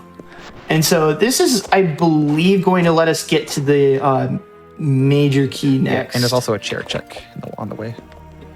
Oh, I forgot there's a chair check in here. That's right. So this is like the old clip we used to do in any %. So I should probably mention what a cling clip is, but the long and short of it is that if you like reverse your direction really quickly right before doing a wall cling, if you do it in the right spots, you can convince the game to wall cling you on part of a wall that's like inside another, which sounds really bizarre, but it lets us get out of bounds in a lot of spots. Some out-of-bounds entry points were patched in this most recent patch, but there's still a lot of cool stuff that we can do with it. Yeah. And there's a new So we're gonna checkpoint go ahead. here, so we can't even like get in here out of bounds and then get out because it'll lock us in here. This is our last of the cling gems. That's crazy. It could be. Get it at the end of this. It would also be nice to get Ascendant Light as well, which is kind of like the Yeah. Hollow Knight Pogo. Yeah, we're pretty much like at this point, even if we never got like another movement upgrade again, for the like we would like more. It would be nice. Yeah. But we could go without like abilities for the rest of the run because we really only need those 5 keys in order to finish this off. That was really solid. Double ability. Okay, Let's just do it. Well, Okay. Okay, there's Strike Break. That's one we want to see. Please, please, please, please. Please be good. Please be good. Oh, nice. Ooh, that's like the 2 best things we probably could have gotten there. Yeah, I don't think I will get another ability, honestly, if I see one. Yeah. Even if we see one, we can just choose to not get it. And you might be wondering, like, why do we not want Slide Jump or why do we not want Soul Cutter? So for Soul Cutter, it's well, I guess we could also want Indignation, but honestly, at this point, probably not worth it. Let's go. Two good I options think here. you either go Theater or Underbelly here. Gotta go belly, Yeah. and then go through theater, and then Bailey, just in case. There's a really quick heart piece check that we can go do here, and there's a bunch of high value stuff along the way. No. It's our second note. We see all 4 notes. I will riot. That would be crazy. Really funny. So we're gonna go ahead and check Major Key next, which pretty much, like, as long as you have a couple of movement abilities, you don't need Soul Cutter at all to access. You're normally intended to use it as a projectile to hit some levers here. No glow there, meaning, so Killing Pepsi is kind of more so using the particle effect to determine if there's a major key there. And if it doesn't seem like there's anything worthwhile grabbing, we just skip it. Yeah. So So, I'm gonna go backwards go here. ahead. I guess I'll explain a little bit about like my thought process here. I've been a few times you see me like stop and go and like look very indecisive because with the abilities right now, like we said earlier, I can go to like 2 or 3 different places and have a bunch of checks to find. So I'm just gonna go backwards through here, and then I believe if I Or you're gonna do this strat? yes. Ooh, this is like a strat that like you never get to see outside of Rando. It's like a really cool way of skipping to the top of the big central room here. Right. Do something else here that you don't see otherwise. Gotta get up top to get the lever for the time trial in a strange way. Let me just this way. Because I have This is a bit tricky, but it's really sick. Nice. Yeah, so that's one of the big reasons why getting Sunsetter early was super nice, is because there's a hidden mechanic with it where if you initiate a plunge midair and then you try to, like, if you hit LT and then A, you'll do a jump that sort of cancels it and does a mini backflip. And so you can use that for a little bit of extra height. So honestly, that's a reason to have Sunsetter in a lot of spots, as opposed to like the plunge, which is its intended purpose. So I believe we get this heart piece check, and I think there's another one up here if I remember correctly. I'm gonna No. there's something I can do here. If I go out of bounds up at the top there, I could check from out of bounds to see if there's anything in the far left here. I'm just gonna go there because I'm already down here. But like again, if I were coming from the top, which I do like half the time in a rando, then I would have gone out of bounds and then checked from up there to see if it's worth going over here. Yeah, so we're gonna go check the small key door next. Something I want to bring our attention to a little bit, as to I kind of mentioned a little bit that we really don't want to see Solar Wind, and it's kind of why we're not really grabbing any more major upgrades in terms of like the white orbs. And the reason for that is that there's a movement tech that Killing Pepsi has been doing this entire time that's only really possible with Solar Wind disabled, and that's called knee slides. And so what a knee... no. Not great. Yeah, so we're going to quit and reload to skip the backtracking, as well as basically preserve that small key so we can use it somewhere else if need be. We probably, with the amount of small keys we have, we probably don't even really need to do it for that reason. But it is nice. It gives us that flexibility. So this technique that Killing Pepsi is doing is called knee sliding, and it'll probably take us a little bit before we get to see it again here, because this is a pretty vertical bit of platforming. But the premise is that if you jump cancel slides back to back at a very specific timing, like right there, for example, it'll put Sybil into what's called a knee slide animation, which is like this really glitchy kind of looking slide animation. And what that allows you to do is essentially jump cancel a slide immediately as soon as it starts. And if you do that properly, it allows you to get maximum movement, like horizontal movement speed from a standstill instantly, which is really, really nice. And you can't do that if you have a slide jump, because if you try to do the input, you just get the slide jump input. So we're gonna do some more ultras here. And again, we're making use of those reverse wall kicks as well to make up for the fact that the slide ultra height was nerfed. That's fine. No! No, not Soul Cutter. Honestly, I'll take it. Yeah, at this point, it's what have you. Soul Cutter launches a projectile whenever you use your heavy melee attack that we unlock with Strike Break. The reason you don't want it typically is because when you use it and it hits an enemy, it takes a charge of your soul meter in the top left corner, that number that says 3. And if you get the ability Indignation, it allows you to deal double damage with full meter, which is, so there's kind of anti-synergy between those two abilities. That's why you try to avoid it whenever possible. But we don't have Indignation yet, I believe. And even still, That is true. now what we're going to go do is check, I think you can check the Goatling here. I will not do it that way. What's that? I'll get that at the end. Gotta go with this somewhat casual here. Yeah. So I only have So this 2 is picks. this is normally where you're. Do you want to check Solar Wind while you're here? Or? I'll do it in the time trial. Oh, in the time trial. Okay. Yeah, so that right there was the knee slide where you kind of heard that double slide sound in really quick succession, and then it was like, and it just started going into bunny hops immediately. That's the power of our good pal knee slides. Okay, This there's cleared movement mine. is so clean. This rolls. Yeah.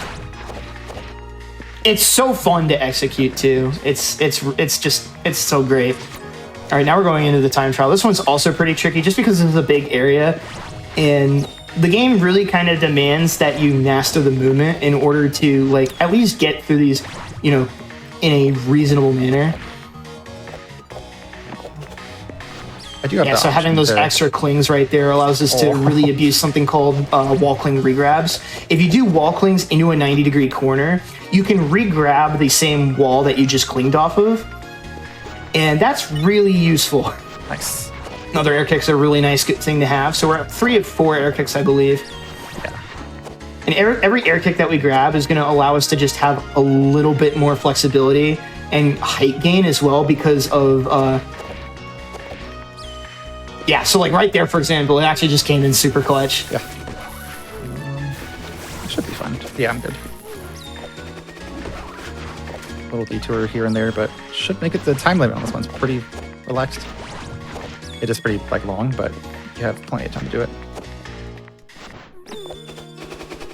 That sword, oh my god. Yeah, there's also people who like specifically run time trials for these, and they have ridiculous routes that they do. It's so sick. Oh yeah, I know how ILing goes, and I imagine it's very similar to IL. It basically is an IL, from what I can tell. That sounds awesome. Yeah.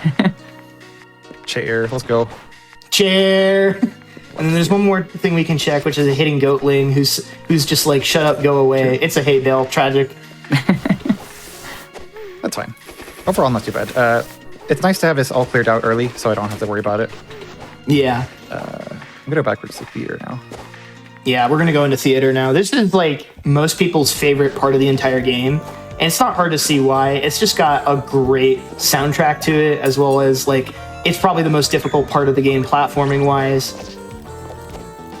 So it's worth noting as well, there's a lot of situations where you get like a ton of speed. That was strange. Tragic. Corner. It's worth noting as well, you don't need to do this like slide ultra input in order to get these like blue after image jumps. As long as you have like any amount of speed, like from that bubble, for example, you're able to do that technique so long as you time your gainer input properly. That isn't... It's a 50-50. Yeah. At this point, honestly, I wouldn't... Like, solar wind wouldn't be a bad thing, honestly. Yeah. Because I have Sunsetter, so I can do stuff. I might get it at the end of this. We'll see. That's not good. Okay.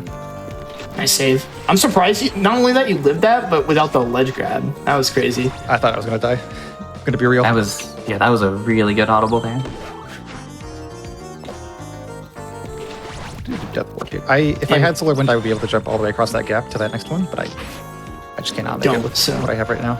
So we'll just do the death warp, yep. Okay. Yeah, and with platform and slide cancels like we saw right there, you can do like really cool redirects where it's just like oh, you go touch down the ground and boom, you're instantly in the opposite direction. And it's so fun to change the movement in this game. Do a kick and backflip. Miss. Yeah, so something KP actually did right there that we haven't been able to talk about yet is something called a kick cancel. Normally the kick has a pretty like long-lasting hitbox, and sometimes you want to use that kick. What on earth? Okay, that. Don't worry about that. It happens. Okay. You know, fair enough. I was like, please clip that because I've never seen that before. But if it happens, then I guess not. Okay. Cool. Yeah, You're so surprised, and Pepsi is so unsurprised. Yeah. It's if you like slide and try to do like a ultra off a ledge, it happens a lot. You just kind of like get stuck in the air, grabbing nothing. And we're going to completely skip that movement puzzle right there. There's going to be a couple things we can check here. Oh, it's another goat one. Please leave me alone. I will kill again. I was hoping it was that one every time. That's ominous. Thank you, Chara. Vanilla heart piece. And then we'll get instant vision on this major key. It is, thank God it's not vanilla.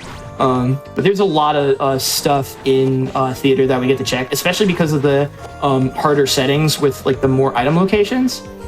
Another thing to keep in mind as well is that we're playing on extreme difficulty settings. What that means is, so there's something in any randomizer. Ooh, Nice. that's a big really one. Nice. So there's something in any randomizer called logic, which is a sort of a system put in place to ensure that items get randomized to not impossible locations. And so there's different difficulty settings for logic because some things are possible to get with very few resources, but that can be really hard for a lot of players, especially if they like don't have as many hours as like Killing Pepsi, right? So you have different difficulty levels for what is allowed to be in the logic of a given randomizer. And so Killing Pepsi is playing on the hardest logic setting, meaning that like it requires like immaculate knowledge of like all sorts of different like ways of chaining moves together, as well as like different strats that like are super, super obscure. And so like we've already seen a couple of them. But it also really rewards kind of mastering the art of getting vision from a distance. All right, here's another cling clip where we're going to cling away from that at the last moment. And we get some vision in the distance as good. well. That's a major key, so we really want that. And now we're going to do another reverse cling clip to clip back inbounds, fall in here, and this will let us check this check. Sweet. And that's our last air kick. Nice. It was actually worth it. And Let's if I didn't go have something cool that was also worth it. I don't. It's so nice. If I didn't have indignation, what that does at level 2 is give you extra, or at level 3 is range on your attack, so you can hit that switch and do it out of bounds clip. But if I don't have indignation, and I don't have Soul Cutter, I'm stuck in that room, just straight up. You might, yeah, I was going to say you might have better luck with. Yeah, so this. Whatever, I'll do the lame way. Aren't you glad you got Soul Cutter now?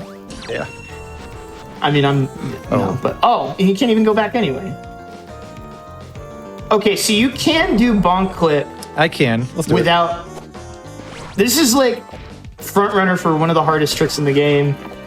So there's normally a strat that we do in almost every speedrun of this game called the bonk clip that requires like the distance upgrade that you get from indignation. Oop. I want Might need to T-Tech this one. So we're going to do a glitch called T-Tech, and we're going to just phase right through that. So you just saw the screen glitch out there. What KP just did is resize the window to induce a bunch of lag, which allowed us to clip through like a semi-solid wall, which I know sounds like a ridiculous turn of phrase, but it's a thing. Don't worry about it. Yeah. Nice. All right, so That's a really tricky vertical sequence. here is a throwback to one of the very first speedrun routes for this game. When the game, the 80% run was like 25 minutes instead of like the 11 minutes it is now. There's one chair. Yeah, this here. is like ancient strats. And the reason we're doing this too is because there's like 3 paths for like 3 separate levers that you need to hit to normally reveal the major key. But there's a couple of pickups around here that we can take a look at. One, I believe, is normally a stool The Yeah. other being something else, I think. I think it's just They the might stool. both- Yeah, but I There's didn't two. see anything. So Yeah, there was nothing. I think a note or a out of bounds goat, maybe. I don't know. No worries, so we can just get out of here. And so now we're back in bounds. something. I'm gonna do a weird thing here. I'm gonna go this way and check something out. Although, no. I'm gonna be smart about this actually. That way I can go back out and then do something else. Okay, so I'm gonna go back through. We saw our out of bounds earlier. There's like a couple things. One of in our the major distance. keys. I'm gonna go get those now.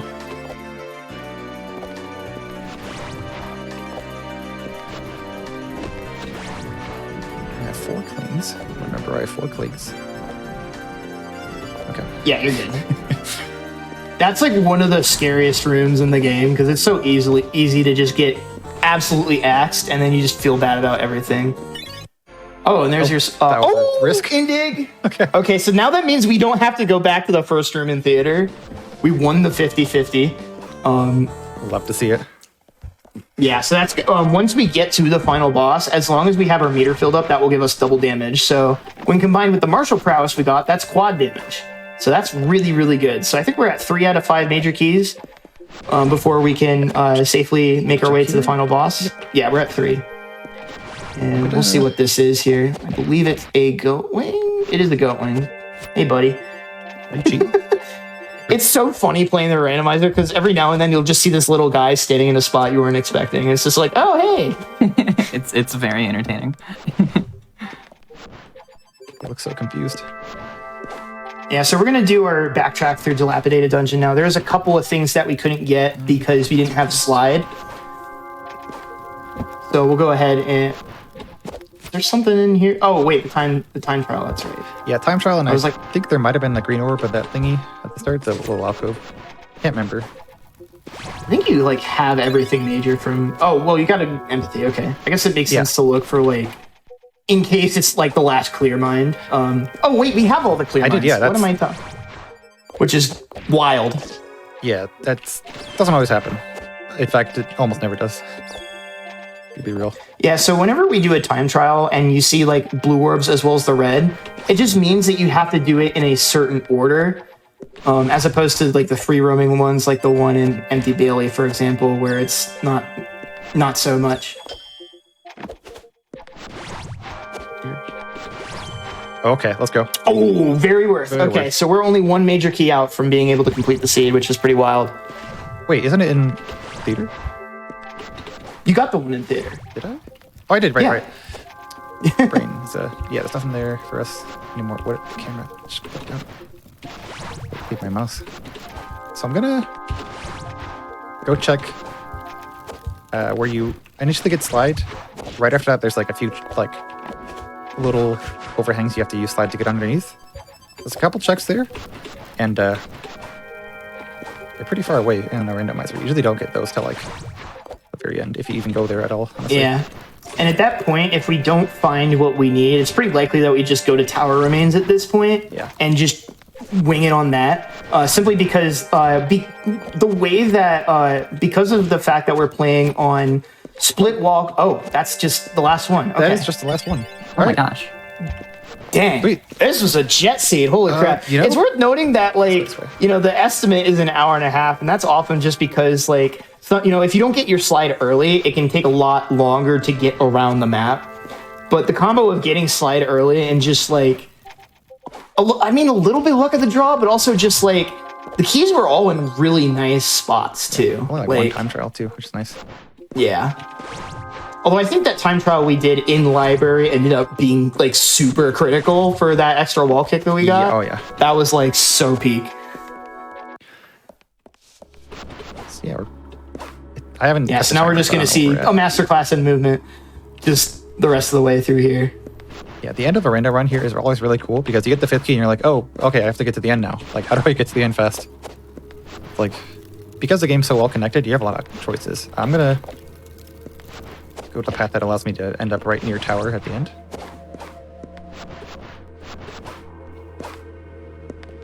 What am I doing? There we go. That's probably Kind of like a variant on like Ford of the Hundo full gold strat. But like the slowest parts. What? Hey, we're good.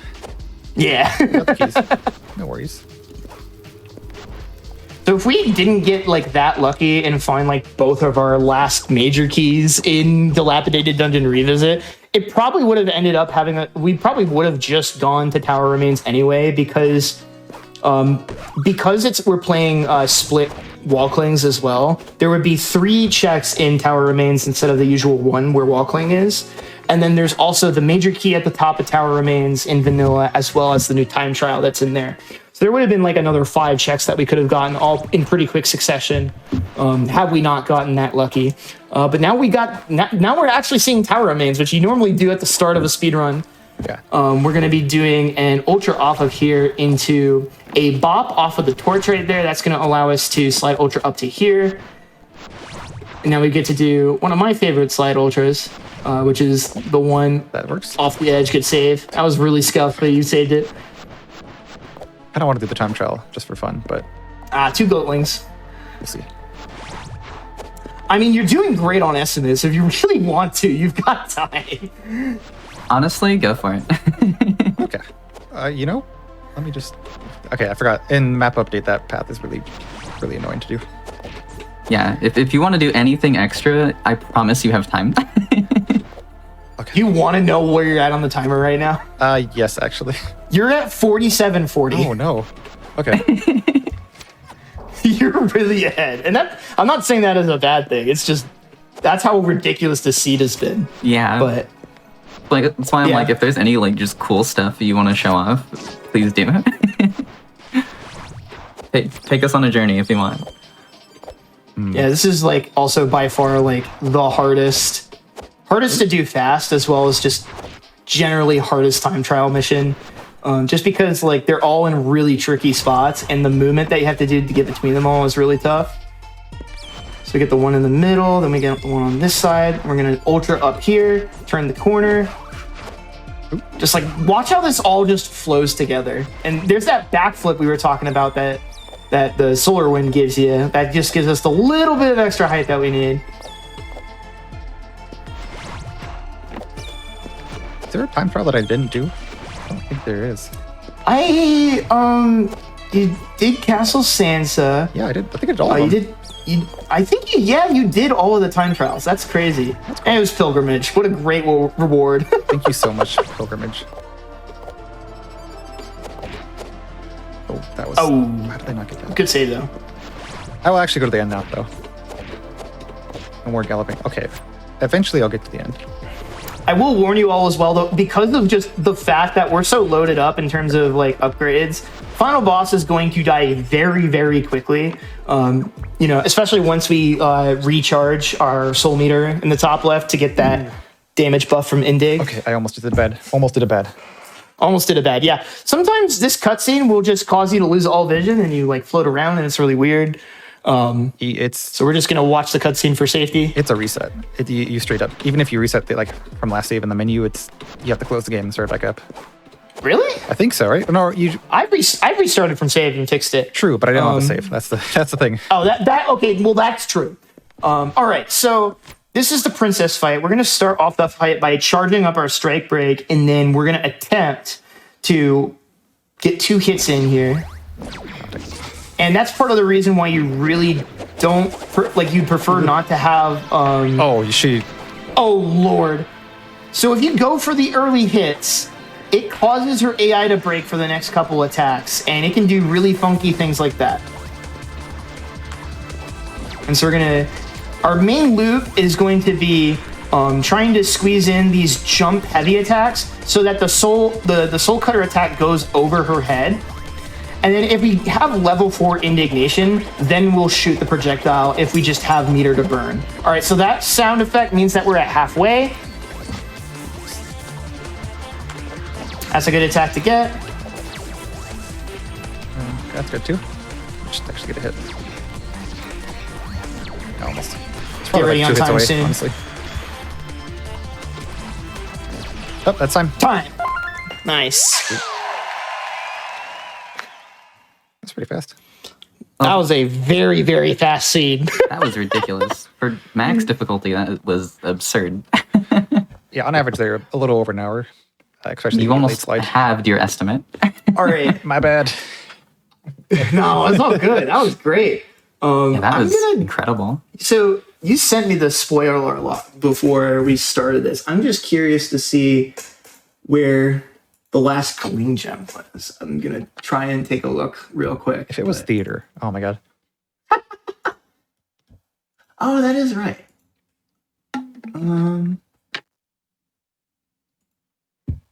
Power. Hey, I'm gonna. It was the one in theater. Oh my god. Yeah, that's so sad. That's hilarious. We managed. Yeah, that was a freaking awesome seed. And congrats on the great run. Do you have any shout outs you want to give? Yeah. I guess again, shout outs to Organic Spuds for making the rando. It's really good. It's really good. I recommend. If you like the game, it's amazing. It's like my favorite game ever, almost. Sybil's right there. She'll tell you how good it is. She's the goat. It's also like $6 on Steam. So That's true. please do yourself a favor. Oh, Thank you for yeah. having me too. There you go. In this game, I want to mention is there's also Yeah. Archipelago support. Ooh, yeah. So if you're looking for a new rando to pick up to like play with some friends, this is a great Archipelago game too. Yeah, I just want to also shout out the Pseudoregalia Discord. We're in the speedrunners are all kind of in like the community Pseudoregalia Discord. You can find a link on speedrun.com. If you're interested in learning either the randomizer or like how to do full game runs, feel free to hop in there. We have a lot of good resources in there as well as on our speedrun.com page. Yeah. Everyone will help you out too. Like, if there's a message that's unread, I will just smack a text, block a text on it just to help someone out. Like, We're very normal about this game, if you can't already tell. I mean, it is a phenomenal speedrun. Like, I've seen this game get into a lot of marathons recently, and it's for a very good reason. Like, whatever category it is, it's ridiculous, and there are a lot of good players too. There's a reason you keep seeing this run. It's just too peak. Speaking of great speedruns, I did want to talk about AGDQ 2025. We will be live from Pittsburgh, Pennsylvania from January 5th through 12th, and registration and hotel booking are open right now. You can visit gamesdonequick.com and check the AGDQ 2025 important date section to learn more. And of course, the games list for AGDQ 2025 dropped earlier today. If you haven't seen it yet, go to gamesdonequick.com/games to check it out. Let us know what you're excited for. Jaxler, you got into that. I did. With a Rabbids Go Home race with Vane. Shouts to Vane as well, who's racing that with Yeah. me, who's also in the chat, who also runs this game. I wanted to ask you about that. Just, I mean, why should people tune into that? I'll just describe the game. It's Yeah. it's a game in which you control two rabbits in a shopping cart that steal stuff from random people, including screaming at people to remove their clothes from them in order to build a giant pile of junk to use as a ladder to reach the moon to take a nap on it. Thank you. Did you get that? yeah. No? Then check out the run. I think even if you did get that, you have to check out the run based off of that description. Yeah. It's just, yeah. But yeah, you should also just be there because there's a lot of other awesome runners and runs that are going to be in the event. And go to gamesdonequick.com to check out the schedule. Yeah. the Is thing. there anything else that either of you are looking forward to? Ooh. The SpongeBob SquarePants movie got in. Which That's true. I was really excited to see that. I knew you were going to be happy about that. Yeah, I have been in that community since 2015, so that was another kind of proud dad moment. But those are the two big ones for me. Any for you, KP? I haven't looked at it too in depth, but I saw two, like the Super Meat Boy by Shredberg, the goat of Meat Boy. It's going to be awesome. Yes. And what else? Oh, Crazy Taxi with live music. Oh my god. Yeah. I was going to sorry. bring that one up if you didn't. That might be the run I'm looking forward to the most. I mean, I don't know. Like, how else can I describe it? Crazy Taxi with a live band. What? I'm so glad that Games Committee is like willing to have this on.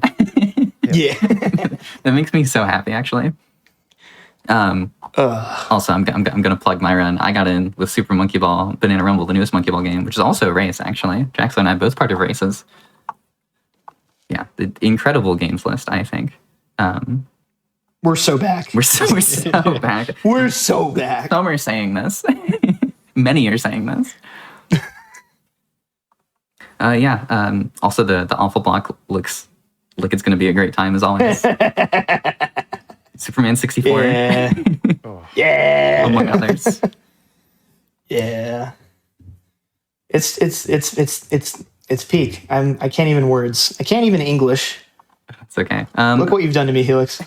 Oh yeah, Kirby Air Raid got in too. I'm just scrolling it now and just talking about it. It's so cool. Yeah. Like Blue Candy, I think that's going to be so awesome. Yeah, my Yeah. Blue Candy. It's City Trial 90%. I love City Trial. Yeah. I can't believe that they put a whole 2 other game modes in the City Trial game. That's all anyone ever played. Yeah, same. Anything else from either of you two? Follow us on Twitch, I guess. Follow Killing Pepsi, not me, because Killing Pepsi did the run. But But also follow us on Twitch. We'll follow both of them. Yeah. Twitch.tv/killingpepsi, Twitch.tv/ Are you still Jaxler1 on Twitch? Okay. Yeah, give him a follow. This has been Parallel Universe on GDQ Hotfix. Thank you all for tuning in. If you missed, either of these runs, but presumably a lot of y'all were here at least for Pseudoregalia, but if you missed Lil Gator Game, definitely check out the VOD. You can go to youtube.com/gamesdonequick. It'll be up there in a bit. And of course, you can catch all of the past Hotfix VODs there. Also, things from other GDQ marathons, our mainline events. Fatales will be there. Even things like GDQX, our showcases at PAX, those are there too. Great place to go to check out all the speedrunning content you could want. And of course, stay right here, because if you missed, again, any of Parallel Universe, or if you missed out on Do All the Things, which was the show right before this, hosted by Mr. Shasta, stay tuned as we replay both shows coming up after a quick break.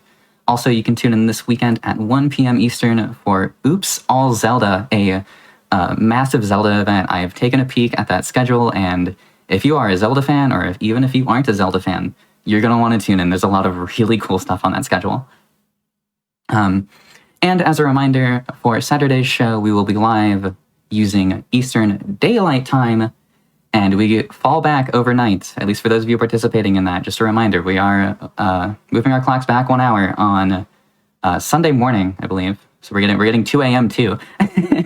And so on Sunday's show, we will be live using Eastern Standard Time. So don't forget, account for that when you are tuning in to Oops All Zelda this weekend. I think that was just about everything. Please continue supporting GDQ. Your subs, Prime Gaming subs, gift subs, bits, all of that supports Games Done Quick Hotfix. So please consider subscribing to the channel. You can get access to our emotes and chat with other subscribers during our replays like the one coming up. With that said, thank you again for tuning into Parallel Universe, for tuning into GDQ Hotfix.